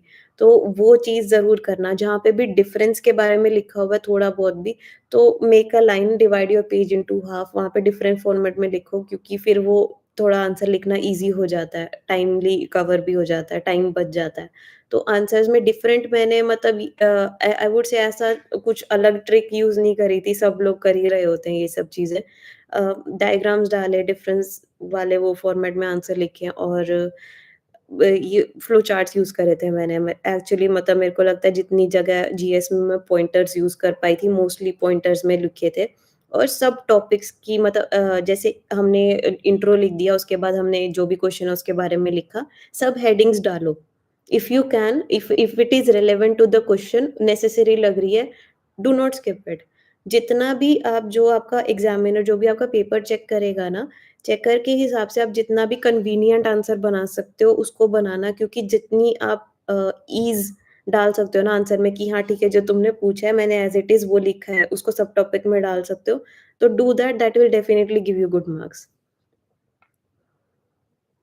How to get attracted to multiple resources के पीछे बिल्कुल नहीं भागना है। मैं बता रही हूँ मैंने करी है ये गलती और मेरे को पे भी करना पड़ा बिकॉज़ उसकी वज़ह से प्रीलिम्स नहीं निकल रहा था मेरा। अ, अपनी रिसोर्सेज जितनी मिनिमम रख सकते हो, एक-एक स्टैंडर्ड सोर्स रखो हर एक सब्जेक्ट की और उसको मल्टीपल टाइम्स रिवाइज़ करना। अगर फिर भी मन कर रहा है ना और चीज़ों के पीछे भागने का, उससे पहले what you can do is test papers लगा के देखो। आई एम टेलिंग यू अगर आपकी स्टैटिक पे होल्ड अच्छी है और आप अपने स्टैटिक के वो जो पोर्शन वाले स्टार्टिंग में आते हैं ना, टॉपिक वाइज़ टेस्ट पेपर्स होते हैं, जैसे कुछ-कुछ इंस्टीट्यूट्स निकालते हैं कि हिस्ट्री का ही टेस्ट है ये सिर्फ़। वो लगा के देखो, आपको समझ आएगा कि आपकी प्रिपरेशन राइट डायरेक्शन में जा रही है और मल्टीपल रिसोर्सेज़ के पीछे भागने की ज़रूरत नहीं है, रादर रिविजन्स की ज़रूरत है। Take it from me please अपनी रिसोर्सेज़ मिनिमम से मिनिमम रखो, रेलेवेंट रिसोर्सेज़ पे रहना सिर्फ़। Coaching which coaching should I join for GS foundation course for strong basic? आप कोई भी कर सकते हो। ऑनेस्टली बताऊँ किसी भी कोचिंग में कुछ ऐसा अलग नहीं हो रहा जो दूसरी में मिस हो जाएगा। सच में बता रही हूँ। मैंने पर्सनली बाजीराव एंड रवि से कोचिंग ली थी। अच्छा था उनका भी, आप रेफ़र कर सकते हो उनको। तो मैं और किसी से मैंने जीएस की कोचिंग नहीं ली हुई तो मैं नहीं बता सकती।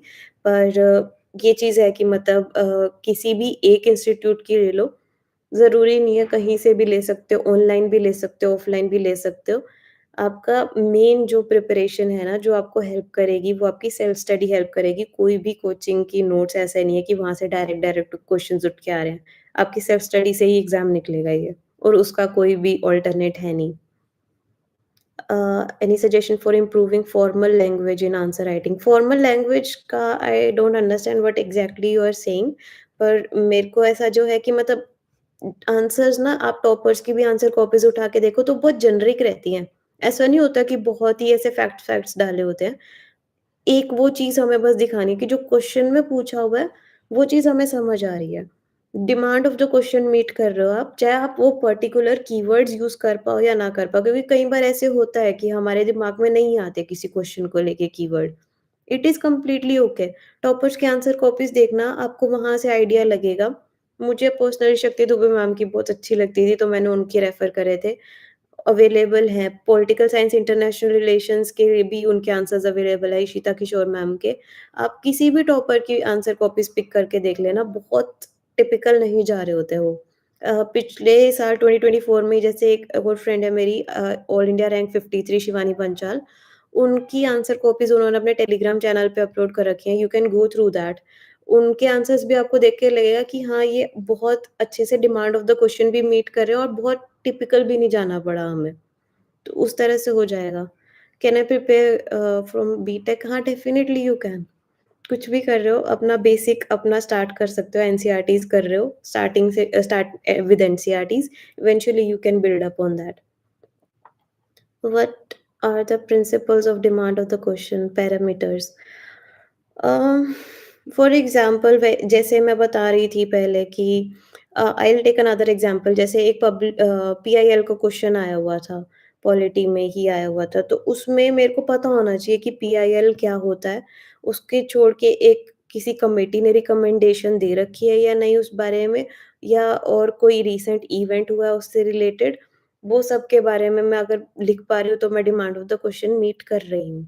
उसको छोड़ के अगर हम हिस्ट्री के क्वेश्चन, मॉडर्न हिस्ट्री के देखें, फॉर एग्ज़ाम्पल अगर 1857 का जो रिवोल्ट हुआ था, उसके बारे में अगर क्वेश्चन आ पाया, तो सबका वो इंट्रो, बॉडी, कंक्लूजन सेम ही रहता है, पर वो है कि जो एग्ज़ैक्टली उन्होंने क्वेश्चन में पूछा है जिस लाइन्स पे, अगर वो पूछ रहे हैं कि उनका पेजेंट्स पे क्या कोर्स रहा था और आप वर्किंग क्लास के बारे में लिख रहे हो, तो वो demand of the question meet होना नहीं हुआ, ठीक है? तो आपने जो पूछा है, आपका मैक्सिमम जो आंसर का पोर्शन है, उसी पे होना चाहिए। If you are able to do that, then you are meeting the demand of the question.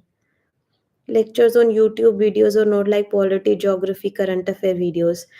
Personally मैंने कोई इसकी वीडियोज़ मैंने नहीं रेफ़र करी थी किसी सब्जेक्ट की, पर ऐसा ना कभी-कभी होता है कि हम लोग का पढ़ाई करने का मन नहीं होता। और मैंने देखा है, मेरे को पता है कुछ लोग ऐसे भी करते हैं कि हिस्ट्री नहीं पढ़ी जा रही, मॉडर्न हिस्ट्री की ना, एक कई-कई लोगों ने, कई-कई इंस्टीट्यूट्स ने 6-7 घंटे की कंपाइलेशन डाली हुई है। पूरी स्पेक्ट्रम उस पे रिवाइज़ करा रखी है। इफ ऐसा हो रहा है ना कि आपसे बुक उठा के पढ़ने का मन नहीं है, किसी भी रीज़न की वजह से पढ़ाई नहीं हो पा रही, कंसंट्रेशन नहीं बन पा रही, तो you can just play that video. हमारा एम होना चाहिए कि हमारा टॉपिक कवर हो रहा है, हमारा सब्जेक्ट प्रिपेयर हो रहा है, यानी किसी भी तरह से कर रहे हो। अगर आप आंसर्स उसके सॉल्व कर पा रहे हो क्वेश्चन प्रीलिम्स लेवल पे, then you are good to go. Marks stuck at 70 in mocks. मेरे साथ भी ऐसा हुआ था और इसका ईज़ी और वन एंड ओनली सॉल्यूशन यही है कि एनालाइज़ करो टेस्ट पेपर्स को। बार-बार जो चीज़ें गलत कर रहे होते हैं ना, जैसे आई will just show you if it is okay, polity में मेरे ना लक्ष्मीकांत से बहुत बार ऐसे क्वेश्चन गलत हो जाते थे। तो मैंने हर एक चैप्टर के स्टार्टिंग में ही अ, जो क्वेश्चन मैं गलत कर रही हूँ, फॉर एग्ज़ाम्पल जैसे ये बेसिक स्ट्रक्चर वाला टॉपिक है, इसमें मैं ऊपर सारी चीज़ें मैंने लिख के लगा दी थी कि ये वाली चीज़ें मैं रिपीटेडली गलत कर रही थी। और ऐसे ही मैंने, मेरे को लगता है हर चैप्टर में मैंने कुछ ना कुछ लिख के लगा रखा है। मैं बीच में ऐसे छोटे-छोटे वन पेज भी डाल देती थी। तो वो चीज़ें ये है कि आप सॉल्व कर सकते हो अपने जब आंसर्स वो कर रहे हो ना, और कोई भी ऐसे बेसिक स्ट्रक्चर से, जैसे मेरे क्वेश्चन जो गलत हो रहे हैं, फंडामेंटल राइट से मेरे क्वेश्चन गलत हो रहे हैं, मैं उसको अलग से लिख के, या अगर बुक में वो एग्ज़ैक्ट लाइन मिल रही है तो उसको अंडरलाइन करके रखती थी मैं। हमारा जो भी गैप्स है प्रिपरेशन का, वो कैसे कवर हो रहा है वो देखना है आपने। मतलब टेस्ट पेपर्स को एनालाइज़ करो, उसके 1 पेज नोट्स अगर आपको निकालने मेरे को बहुत होलसम टास्क लगता था वो, मेरे से नहीं होता था, तो मैं वो तो नहीं करा कि टेस्ट पेपर के भी नोट्स बनाए हों। बट मैं उसी क्वेश्चन पे वहीं टेस्ट पेपर पे उस पे मार्क करके लिख देती थी कि ये वाली चीज़ है, फिर मैं वो क्वेश्चन पेपर को ही बाद में रिवाइज़ कर रही होती थी। तो वो पढ़ो, उससे डेफ़िनिटली स्कोर इंक्रीज़ होगा। Last when should we have completed the course if it of optional paper. Optional paper यार एक बार तो मतलब जैसे इस साल इस टाइम तक हो जाना चाहिए, अगर if you are thinking to appear in 2026 का एग्ज़ाम, तो बाय दिस टाइम तो हो जाना चाहिए, क्योंकि मेरे को लगता है प्रीलिम्स अगर फर्स्ट टाइम दे रहे हो तो you should give 4-5 months dedicated. कुछ लोग का 3 मंथ्स में भी हो जाता है, 2 महीने वाले भी हैं बहुत सारे। पर मेरे को जो पर्सनली लगता है, मेरे को लगता है कि आप 4-5 मंथ्स तो प्रीलिम्स को दो डेडिकेटेड, और बिफोर दैट ऑप्शनल आपका एक बार तो कवर होना ही चाहिए।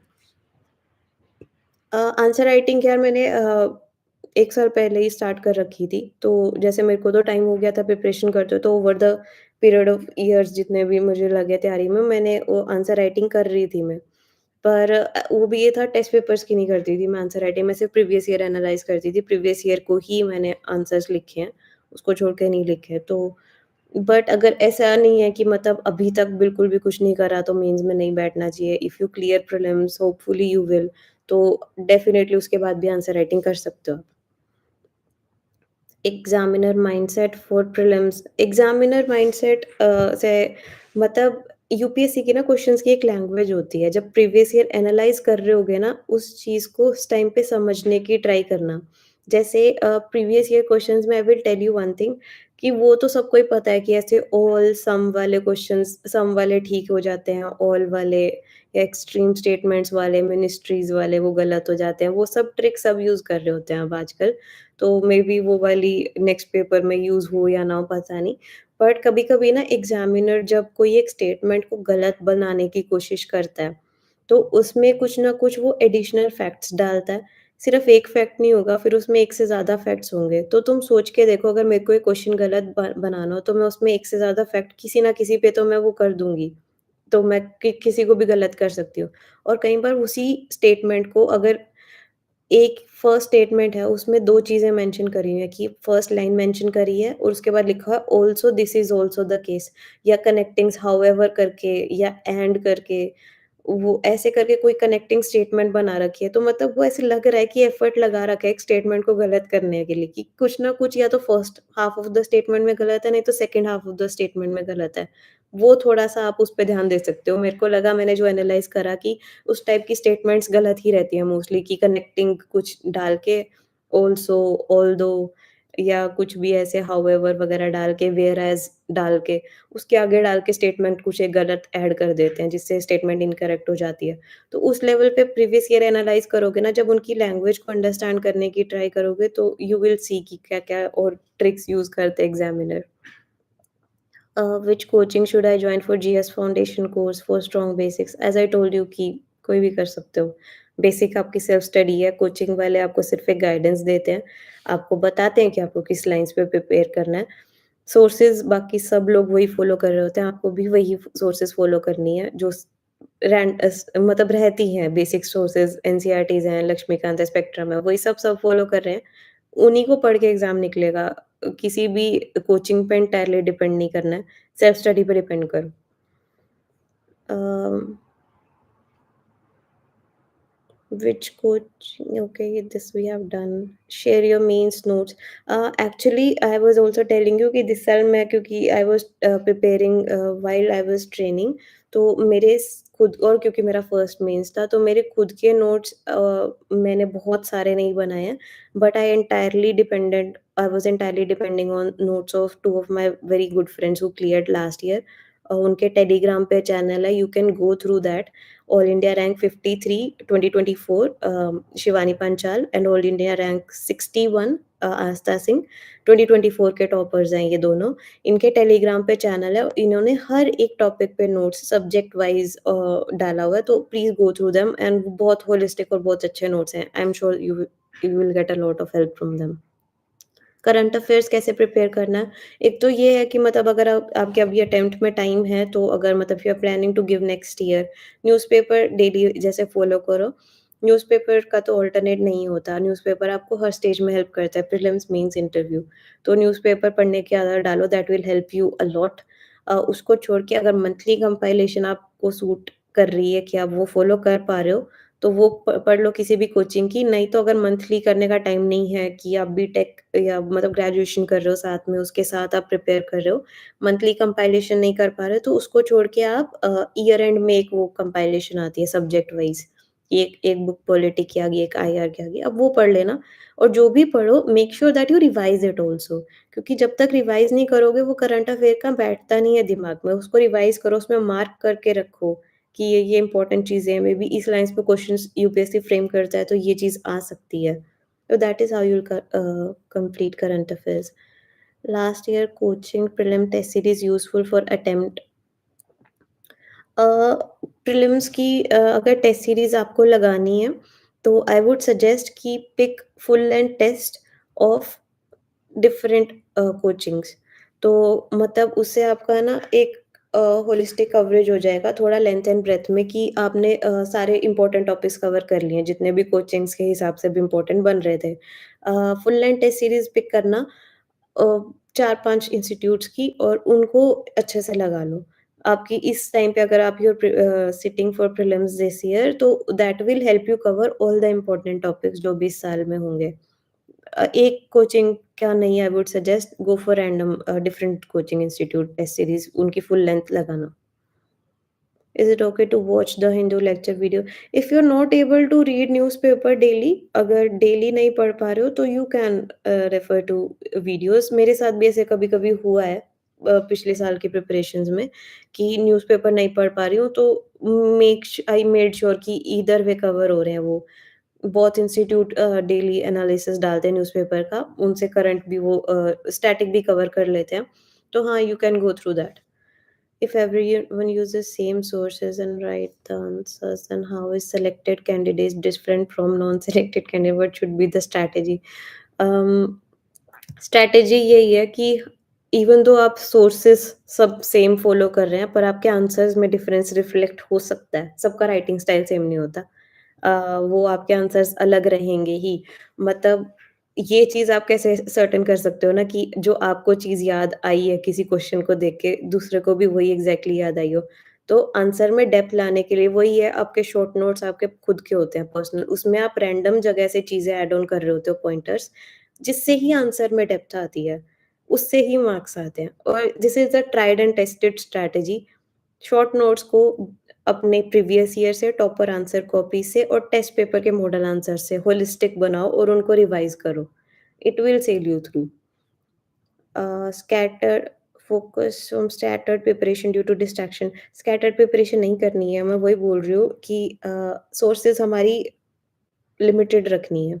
बहुत हर एक टॉपिक पे एक ही सोर्स रखना है and trust your preparation process.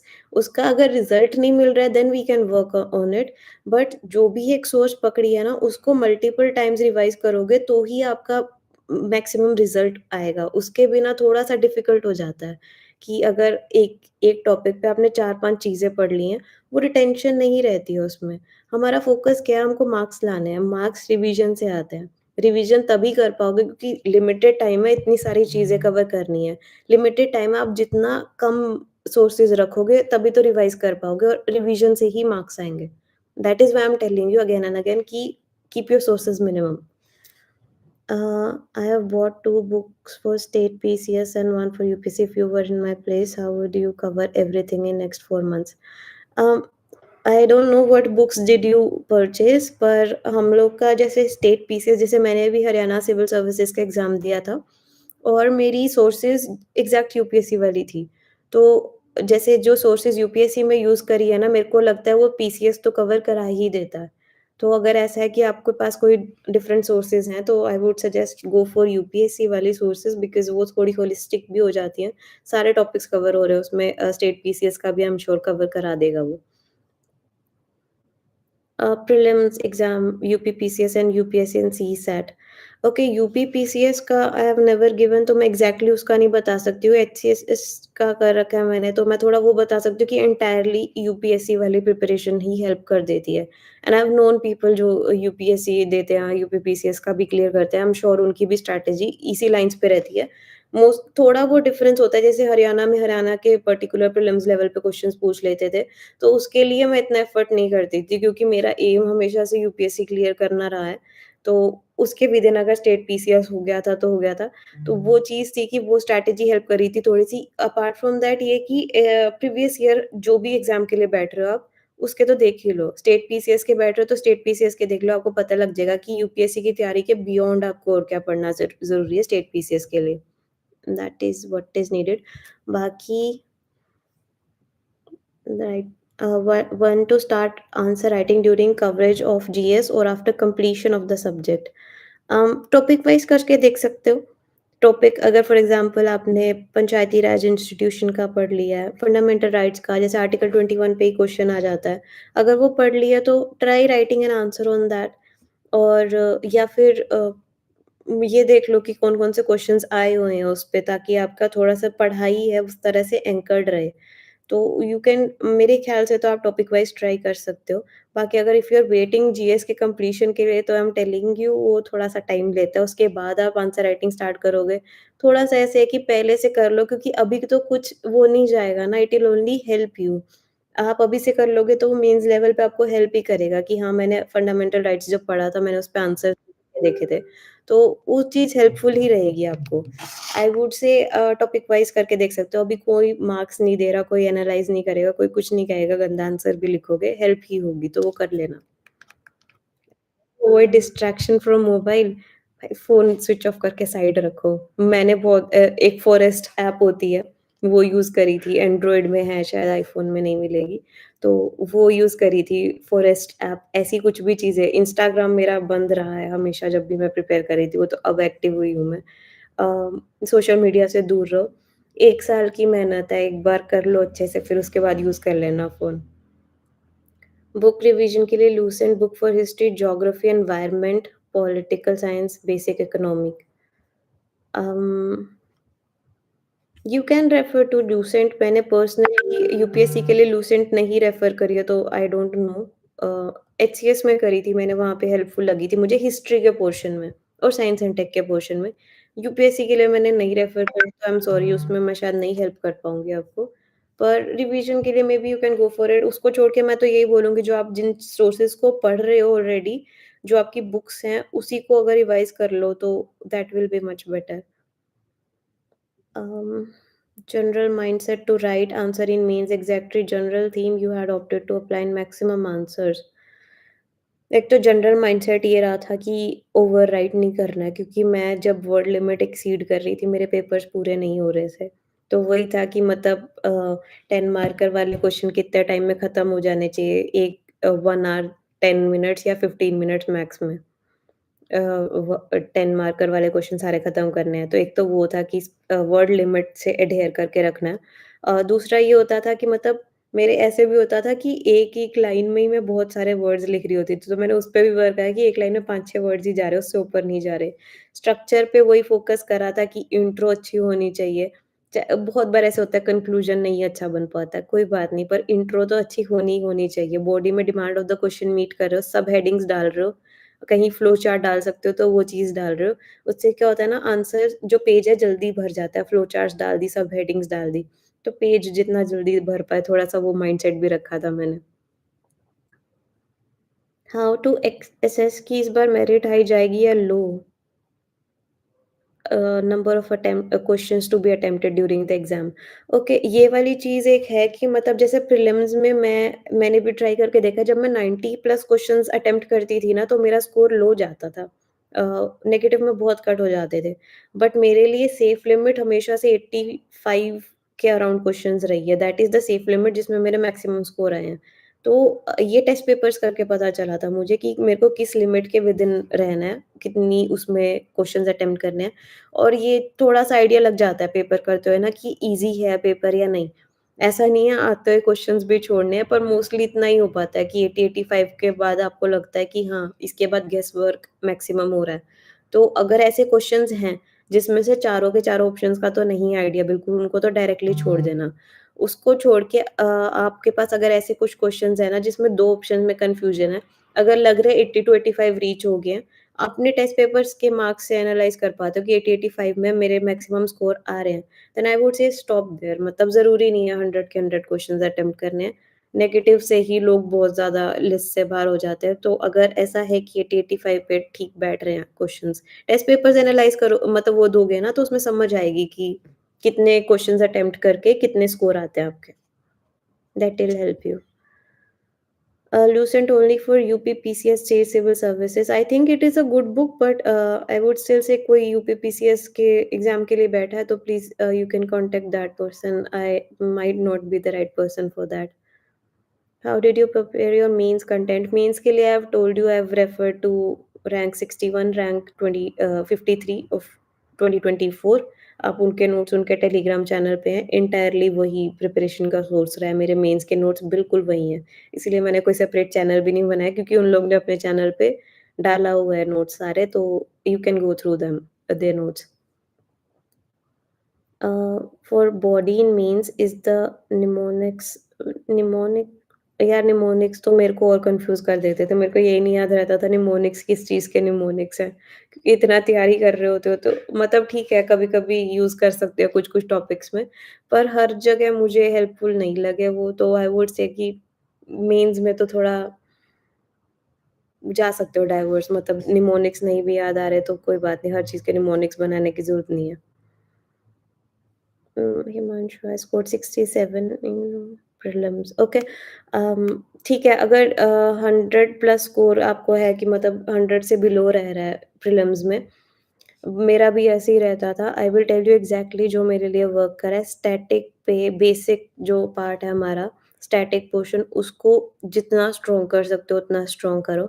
Current affairs ignore नहीं करने हैं पर उनके पीछे ज़्यादा भागने की भी ज़रूरत नहीं है। Maximum 60 to 70% of your time and energy of your preparation should go towards static. उसको छोड़ के जो सेकंड चीज़ है, जो सबसे ज़्यादा हेल्प करी है, वाज़ प्रीवियस ईयर क्वेश्चन्स। उनको एंड टू एंड एनालाइज़ करो। वही मैंने जैसे स्टार्टिंग में बताया था कि हर एक ऑप्शन को ऐसे एनालाइज़ करना है, कोई भी ऑप्शन नहीं छोड़ना। हर एक ऑप्शन को, हर एक वर्ड जो मेंशन है in your previous year paper should be treated as a keyword. उसको यूज़ करके उनसे जितनी आप इन्फॉर्मेशन निकाल सकते हो क्योंकि जैसे मैंने इस साल प्रीवियस ईयर इतने अच्छे से एनालाइज़ करा, आई वुड से मेबी डायरेक्ट हेल्प ना आई हो किसी क्वेश्चन में, बट उनकी वजह से इतने सारे टॉपिक्स कवर हो पाए हैं, वो डेफिनिटली हेल्प कर रहे हैं प्रीलिम्स क्लियर करने में। तो आपकी ये 3 चीज़ें हैं कि आपको स्टैटिक पे बहुत ज़्यादा फ़ोकस करना है, करंट पे भी करना है, उसको ज़्यादा ना भी कर पाओ तो भी चलेगा, पर प्रीवियस ईयर को उससे भी ज़्यादा वो आपको वेटेज देनी पड़ेगी। तो वो चीज़ आप कर सकते हो। बाकी टू टेस्ट योर प्रिपरेशन आप full length test random coaching के 4 8-10 लगा लो, दैट विल डू। अगर इस टाइम तक नहीं लगाए तो बस रैंडम कोचिंग के फुल लेंथ टेस्ट लगाओ, उनको एनालाइज़ करो। और ना मुझे पता है लाइक प्रीलिम्स में बार-बार ये वाली चीज़ होती है कि अगर नहीं अच्छे स्कोर आ रहे, तो दिमाग में यही चीज़ बैठ जाती है कि पता नहीं दोबारा आएँगे या नहीं। फ़ियर निकालो दिमाग से, just know that you will clear this exam. Know that you will and you definitely will. थोड़ा-सा दिमाग को प्रीलिम्स में ज़रूरत होती है मोरल बूस्टिंग की, वो ज़रूर देना। 10th-12th की परसेंटेज 10th-12th की 10th में I scored 84.4 no, no sorry 10th में आई स्कोर्ड 88% 9.2 सीजीपीए था वो, मैं सॉरी कन्फ्यूज़ हो रही हूँ और इसमें प्लस 2 में 84 थे, 84%। What approach should be taken to read previous year question book? Previous year question की कोई बुक पढ़ने की ज़रूरत नहीं है। पिछले 10 साल के क्वेश्चन पेपर्स के प्रिंट आउट निकलवाओ। उसमें एक-एक ऑप्शन पे लिख-लिख के बना लो कि इस ऑप्शन में ये रिलेवेंट है, कोई नेशनल पार्क है तो वो कहाँ है, उसमें से कोई इम्पोर्टेंट रिवर जा रही है, वैसे लिख लो। आर्टिकल 4 आर्टिकल्स मेंशन है किसी एक पॉलिटी के क्वेश्चन में, उस आर्टिकल्स के आगे लिख लो ये इस बारे में है। कोई डिक्लेरेशन के बारे में क्वेश्चन आया हुआ है एनवायरनमेंट से रिलेटेड कोई सबमिट हुई है, उस सबमिट के बारे में उस क्वेश्चन की साइड में लिख लो। That's how you analyse previous question papers. मैं रैंडमली इंटरनेट से ही कोई भी रैंडम इतने सारे वो हैं कोचिंग हैं, उन्होंने सबने अपने यहाँ कुछ ना कुछ वो डाला होता है हर टॉपिक पे, तो टॉपिक सर्च करके, गूगल करके उससे मैं आंसर अपना वो थोड़ा अच्छे से एनालाइज़ कर लेती थी। Whoever is asking Lucent book for UPPCS, I'm telling again, please, you need to contact someone जो UPPCS में appear हुआ है. I am not the right person for that. I hope you will get a good guidance. I'm doing my bachelor in mathematics. Shall I prefer it for my option? If you feel confident in maths, definitely go for it. Scoring subject है. Lengthy, I will tell you. I have friends जिन्होंने maths optional लिया था और paper इस साल शायद थोड़ा-सा दे were telling tough आया था, पर ठीक है, मतलब ओवरऑल बहुत टॉपर्स आते हैं मैथ्स से, क्योंकि अगर मैथ्स पे होल्ड अच्छी है, इंटरेस्ट आ रहा है ना पढ़ने में, only then go for it. जैसे कुछ लोग ऐसे भी हैं कि जैसे बैचलर बीटेक में सबने मैथ्स पढ़ा होता है, बट स्टिल मैथ्स इतना इंटरेस्टिंग नहीं लगता है, तो ह्यूमैनिटीज़ के सब्जेक्ट ले लेते हैं, जैसे पब-मेड है, छोटा ऑप्शनल है थोड़ा, या एंथ्रो है, वो ले लेते हैं। तो अगर मैथ्स पढ़ने में इंटरेस्ट आ रहा है, मेरे पास ये इन्फॉर्मेशन है बस कि मैथ्स ऑप्शनल थोड़ा-सा लेंथी होता है। अगर लग रहा है कि मतलब इंटरेस्ट आता है, तो लेंथी भी कवर हो जाएगा। जैसे मेरे को पोल साइंस में इंटरेस्ट था और बहुत लेंथी सब्जेक्ट है पोल साइंस भी, तो मैं कवर कर लिया था। पास्ट ईयर पेपर्स निकाल के देखो पिछले 1-2 साल के, कि ठीक बैठ रहे हैं, मतलब ऐसा लग रहा है कि हाँ, इस टाइप से पढ़ लूँगा मैं इस डायरेक्शन में, तो definitely go for it, it is a good optional. How to how much time and how many classes of math should I cover which will be sufficient? I think कोई भी एक कोचिंग की आप optional की coaching ले लो, किसी की भी ले सकते हो। मुझे आइडिया नहीं है मैथ्स ऑप्शनल में बेस्ट टीचर कौन है। थोड़ा-सा रिसर्च कर लो, you will get to know, किसी एक कोचिंग की लो और उसके बाद सेल्फ स्टडी करो, इनफ है। I am okay. 12th pass student and started preparation for UPSC. I have purchased batch of Vision IS. Which points I have to remember while preparing? Okay, Vision IS का I've heard उनका GS का काफ़ी अच्छा foundation course होता है। तो ठीक है, you are good to go. कुछ नहीं है, अभी जो भी वो कोचिंग में पढ़ा रहे हैं उस पे फ़ोकस करो, अपने नोट्स प्रॉपर बनाना और उनको रिवाइज़ करते रहना। मैं बता रही हूँ, जो मैंने अभी कोचिंग के नोट्स पढ़े थे, मैंने उस टाइम पे मतलब वो हर एक नोट की मेरी एटलीस्ट हर एक क्लास की 2-3 रिवीजन हो जाती थी और वो मेरे को बहुत टाइम तक याद रहे हैं बाद में भी। कोचिंग के नोट्स अगर होलिस्टिक बना रखे हैं ना, वो सबसे ईज़ी, क्योंकि हमारा लिखा हुआ जो होता है वो सबसे ईज़िली दिमाग में जाता है हमारे। तो उस तरह से जो भी कोचिंग की है उसको पढ़ो अच्छे से, जो भी वो लेक्चर्स करा रहे हैं, अपने प्रॉपर नोट्स बनाओ और उनको ऐसे होता था मेरा, जैसे कि आज ज्योग्राफी की क्लास लगी है, तो आज तो वो क्लास मैं रिवाइज़ कर ही रही हूँ घर जाके वापस क्लास लगाने के बाद। उसके बाद जब नेक्स्ट क्लास नेक्स्ट वीक लगेगी ज्योग्राफी की, तो उस मॉर्निंग में भी लेक्चर स्टार्ट होने से पहले मैं अपने नोट्स दोबारा से एक बार पढ़ती थी, तो 2 रिवीजन तो तब हो जाती थी मेरी उन नोट्स की और वो डेफ़िनिटली बहुत हेल्प करा। I think um how to avoid overthinking. Meditation कर लो, मेडिटेशन कर सकते हो, बट ठीक है, ओवरथिंकिंग तभी वो होती है जब हमारे ना, मतलब ओवरथिंकिंग क्यों कर रहे होते हैं, हमको जब थोड़ा-सा डाउट आ रहा होता है ना प्रिपरेशन पे।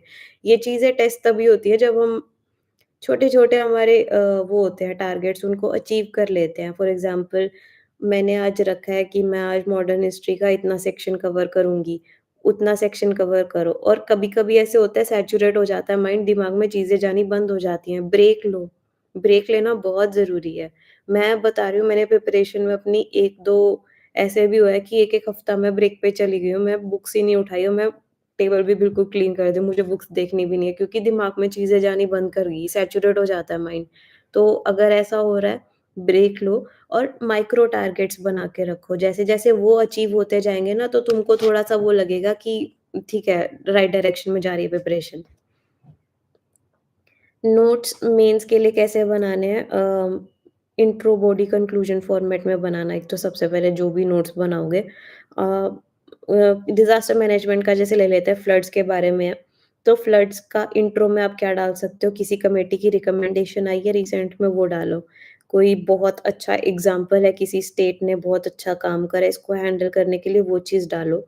नोट्स में उसके बाद पॉइंटर्स फॉर्मेट में, बिल्कुल छोटा मिनिमम लिखना है, बिल्कुल पॉइंटर्स फॉर्मेट में कि फ्लड्स पे मैं ये पॉइंट्स डाल सकती हूँ, ये नई-नई टेक्नोलॉजीज़ यूज़ हो रही हैं। उसको होलिस्टिक करने के लिए कि फ्लड में नई-नई मतलब कि कहाँ-कहाँ रिसेंट आए हैं, किस जगह पे आए हैं, कोई नई टेक्नोलॉजी, कोई नई इन्वेंशन हुई है जिससे फ्लड्स को टैकल करने में हेल्प मिल सकती है। वे फॉरवर्ड में क्या लिखना है कि हम यहाँ इस कंट्री का मॉडल यूज़ कर सकते हैं, उन्होंने बहुत अच्छे से टैकल करा है या कुछ भी कर सकते हैं। उस तरह से पॉइंटर्स में डाल लो। कोई एक ऐसा डायग्राम है तो उसको छोटा-सा बना लो वहाँ पे। नोट्स होलिस्टिक होने चाहिए, उसमें पैराग्राफ्स नहीं लिखने। पॉइंटर फॉर्मेट में नोट्स होने चाहिए हमेशा। Everyone is preparing for this exam, but some of them get selected only. What I have to remember so I can make the name in the list. Remember that you can do it. Confidence रखने की ज़रूरत है, self doubt बिल्कुल भी नहीं करना। अपनी sources trust करके रखो। सब वही चीज़ पढ़ रहे हैं ना, आप भी वही चीज़ पढ़ रहे हो। पर इस ची मैं बता रही हूँ यूपीएससी के एग्ज़ाम में स्पेशली प्रीलिम्स लेवल पे बहुत ज़रूरी है पॉजिटिव माइंडसेट। अपने आप को बताना कि तुम क्लियर कर रहे हो। मैं इस साल भी एग्ज़ाम में जब बैठी थी ना, तो मेरे को ये था कि इस साल हो रहा है। मतलब सेल्फ डाउट आते थे बहुत बार प्रिपरेशन टाइम पे, पर उस थॉट को एंटरटेन ही मत करो जब तक एग्ज़ाम का प्रोसेस नहीं खत्म हो जाता। प्रीलिम्स से पहले मेरे को इतनी बार लगता था क्या पता अभी निकलेगा या नहीं निकलेगा। मैंने उस क्वेश्चन को, उस थॉट को एंटरटेन करना ही बंद कर दिया था। तो जो तुम कह रहे हो ना एज कैसे आएगी कि तुम, कुछ लोग होते हैं सेलेक्ट, कुछ नहीं होते। एक तो पॉजिटिव रखो माइंडसेट, कॉन्फिडेंस रहो, सेल्फ डाउट नहीं लेके आना है। और हार्ड वर्क के साथ कॉम्प्रोमाइज़ मत करना, शॉर्टकट्स लेने की ज़रूरत नहीं है। मैं बता रही हूँ मेरा पर्सनली, जैसे मैंने जीएस में मैं बता रही हूँ कि मेरे खुद के शॉर्ट नोट्स नहीं थे, मैंने अपने फ्रेंड्स के शॉर्ट नोट्स जो उन्होंने बनाए थे उनके रेफ़र करे हैं और मेरे को उससे बेटर परफ़ॉर्मेंस ऑप्शनल में मिली है, जिसमें मैंने खुद से करे थे अपने खुद के शॉर्ट नोट्स बना के। तो shortcuts low, but only have time crunch. मेरे पास था क्योंकि मैं ट्रेनिंग में थी, तो मेरे पास टाइम क्रंच था, मेरे पास नहीं टाइम था मैं जीएस के भी नोट्स बना पाती। But if you have time, shortcuts लेने की ज़रूरत नहीं है, हार्ड वर्क को कम्पेंसेट किसी भी तरह से नहीं कर सकते तुम, वो है एक करना ही पड़ेगा। बाकी छोड़ दो यार, हो जाएगा। मतलब ओवरथिंक इस पे नहीं, अपनी एनर्जी इस पे नहीं लगानी कि निकलेगा या नहीं, अपनी एनर्जी प्रिपरेशन में लगाओ मैक्सिमम। स्क्रैच से स्टार्ट करना, बेसिक एनसीईआरटी से स्टार्ट करो। स्क्रैच से यही है कि बिल्कुल अभी कुछ नहीं करा तो एनसीईआरटी से जाओ, slowly build up on that. Mapping के लिए मैंने एक आई आई थिंक सुदर्शन लोधा हैं सर, उनका एक लेक्चर सीरीज़ आ जाती है शायद, I am not sure. Mapping की एक आध आते हैं ये प्रीलिम्स के टाइम पे 1-2 घंटे की एक कंपाइलेशन शायद वो निकाल देते हैं सर। वो आप वो कर सकते हैं। I will just confirm the name once, मैं क्योंकि उनकी हर साल रेफ़र करती हूँ और वो कहीं न कहीं हेल्प कर जाता है। अ, सुदर्शन गुर्जर सर हैं, सॉरी। अनअकैडमी पे भी आती हैं उनकी वीडियोज़, उनके खुद के भी लेक्चर्स हैं यूट्यूब पे, आप उनको रेफ़र कर लो। उनकी 1-2 घंटे की कंपाइलेशन आती है मैपिंग की, वो मेंस में भी हेल्प करती है और प्रीलिम्स में भी डेफ़िनिटली हेल्प करती है। How many minimum pages note should be there for modern history? Modern history का मॉडर्न हिस्ट्री की तो नोट्स मैंने बनाए नहीं थे, क्योंकि उसकी इस हर पेज के मतलब हर चैप्टर के एंड में समरी है, वही नोट्स हैं तुम्हारे, मेंस के भी प्रीलिम्स के भी, तो उसके तो बनाए ही नहीं थे, तो मैं एग्ज़ैक्ट आइडिया नहीं दे सकती, but I think 50-60 would do, 50-60 no pages of notes. And answer writing एक बार अपना जीएस कवर करो, तो उसके बाद टॉपिक वाइज़ भी स्टार्ट करके देख सकते हो। प्रैक्टिस तो कभी भी स्टार्ट कर सकते हो, उसका कोई टाइम नहीं है, आज लिख के देखो आंसर। कोई एनालाइज़ नहीं कर रहा, अभी तुम्हें कोई मार्क्स नहीं दे रहा उसके लिए, तो आंसर राइटिंग कभी भी कर सकते हो आप स्टार्ट। थोड़ा-सा बट गेट, ऐसा नहीं कि अभी यूपीएससी की तैयारी स्टार्ट करी है, एनसीईआरटी भी नहीं पढ़ी तो आंसर राइटिंग कर लो। Get a hold of each subject, उसके बाद आंसर्स लिखना स्टार्ट करना। For last year, should I go all in for CSE or get a job first? I depends. अगर आप लास्ट ईयर में हो कॉलेज के और if this is your dream, जैसे मेरा भी था कि मेरे को यूपीएससी ही करनी थी, तो मैंने भी इसके बाद स्टार्ट कर दी थी प्रिपरेशन। तो if this is your actual goal then you can go for it. हर एक की फाइनेंशियल कंडीशंस, फैमिली कंडीशंस अलग होती हैं। आपको अगर लग रहा है if you have the privilege to entirely sit for the exam और इसको टाइम देके प्रिपेयर कर सकते हो, then definitely go for it. Um, finishing NCERT what should I do? NCERT finish कर ली है तो आप उसके बाद हाँ, फाउंडेशन कोर्स कर सकते हो कहीं से भी, नहीं तो रेफरेंस बुक भी पढ़ सकते हो, ज़रूरी नहीं है कोचिंग करनी ही करनी है। प्रीलिम्स लेवल पे आपका ऐसे काम चल सकता है, आप रेफरेंस बुक पढ़ो, जैसे पॉलिटी की वही लक्ष्मीकांत है, स्पेक्ट्रम बुक पढ़ो, एनवायरनमेंट की शंकर हैं, ऐसे एनसीईआरटीज़ पढ़ लिए तो next you can go to this past year papers देखो कि किस लाइन्स पे यूपीएससी पूछ रहा है, टेस्ट पेपर्स लगाने की ट्राई करो। How did you prepare from home? No मैं पहले लाइब्रेरी में भी तैयारी करी है जाके बैठ के, पर दिल्ली में आई एम टेलिंग यू बहुत डिस्ट्रैक्शंस हैं। कभी पीजी में कुछ हो जाता है, कभी लाइब्रेरी बंद है, इस चीज़ की छुट्टी है, वो है, या हज़ार डिस्ट्रैक्शंस होती हैं दिल्ली में। तो बेस्ट तैयारी तो मेरी घर पे रह के हुई है इस साल, मतलब इवन मैंने इससे पहले हरियाणा सिविल सर्विसेज़ का एग्ज़ाम भी घर पे रह के क्लियर करा था। तो यूपीएससी का भी यहीं से करा है, तो बेस्ट तो यहीं से ही हुआ। I think that is enough. और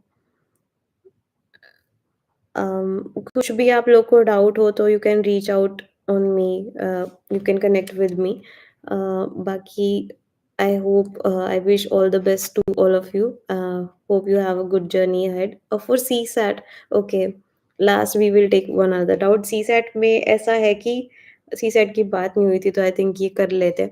सी सैट में प्रीवियस ईयर पेपर्स देखना, उसमें ना कुछ-कुछ हाई यील्डिंग एरियाज़ होते हैं, जैसे कि एक तो ये चीज़ है कि हमको 3 चीज़ें कवर करनी होती है, मैथ्स कर रहे हैं, रीज़निंग कर रहे हैं और कॉम्प्रिहेंशन वाला जो पार्ट है। मैं हर साल ये क्या करती थी, कभी किसी साल आरसी पे फ़ोकस कर लिया, कभी किसी साल मैथ्स पे ज़्यादा फ़ोकस कर लिया, और ये ना फ्लक्चुएट करते रहते हैं। किसी दिन किसी ईयर इंग्लिश का बहुत ज़्यादा ईज़ी आ जाता है कॉम्प्रिहेंशन, किसी साल मैथ्स बहुत ईज़ी आ जाता है। तो एक तो ये मेरी चीज़ मेरे लिए वर्क कर रही थी कि इस साल मैंने तीनों चीज़ों पे रीज़निंग रीज़निंग के क्वेश्चन्स बन जाते हैं। रीज़निंग पे मैंने मेरा फ़ोकस था, वो हमेशा से ही था, पर मैथ्स और इंग्लिश आरसी वाला जो पोर्शन है उसको मैंने इक्वली इम्पोर्टेंस दी थी इस साल। तो किसी भी एक टॉपिक के पीछे मत भागना, बट ये कर सकते हो, जैसे मैथ्स में मैंने क्या करा था ना कि कुछ टॉपिक्स थे, जैसे सिंपल इंटरेस्ट, कंपाउंड इंटरेस्ट के मेरे से क्वेश्चन नहीं होते थे, तो मैंने वो छेड़ा ही नहीं इस साल। प्रोबेबिलिटी के गलत हो जाते थे, छोड़ दिए थे। नंबर सिस्टम के जैसे बैठ जाते थे, स्पीड, टाइम, डिस्टेंस के, वर्क एफिशिएंसी के, वर्क वेज एफिशिएंसी वाले क्वेश्चन्स, ये सारे बैठ जाते थे मेरे से। तो ये वाले क्वेश्चन्स पे मेरे मैक्सिमम प्रिपरेशन रही है। बहुत सारे कोचिंग्स की ना कंपाइलेशन होती है टॉपिक वाइज़ प्रीवियस ईयर की। You can refer to those compilation, और उसमें से आप अपनी मतलब मैक्सिमम जितने टॉपिक्स कवर कर सकते हो करो, क्योंकि हमारे पास सीसैट में थोड़ी लिमिट रहती है कि हम टाइम लिमिट भी होती है, हर एक क्वेश्चन तो नहीं अटेम्प्ट कर पाते हैं। आरसी में भी किसी-किसी साल ऐसा होता है कि बहुत डिफ़िकल्ट आ जाता है, तो उसमें से मिनिमम अटेम्प्ट रखने पड़ते हैं। पर वो भी उसके लिए भी मैंने पास्ट ईयर पेपर्स एनालाइज़ करे थे पिछले 5-6 साल के, और ये करा था कि जिस साल मैं प्रीलिम्स, जैसे 2025 का मैंने जब प्रीलिम्स दिया था ना, तो उससे 1 महीना पहले हर संडे को मैं मॉर्निंग में जीएस का प्रीवियस ईयर पेपर लगाती थी, और इवनिंग में वही 2:30 से 4:30 का जो हमारा सीसैट का टाइम होता है, उस टाइम पे सीसैट का पेपर, टेस्ट पेपर एक लगाती थी मैं। तो वो वाली चीज़ आप लोग कर सकते हो कि you will gate a hold of कि यूपीएससी किस लाइन्स पे पेपर बनाता है, ताकि नेक्स्ट संडे जब आप एक्चुअल प्रीलिम्स लिख रहे हो तो आपको थोड़ा-सा प्रिपेयर्ड रहे माइंड।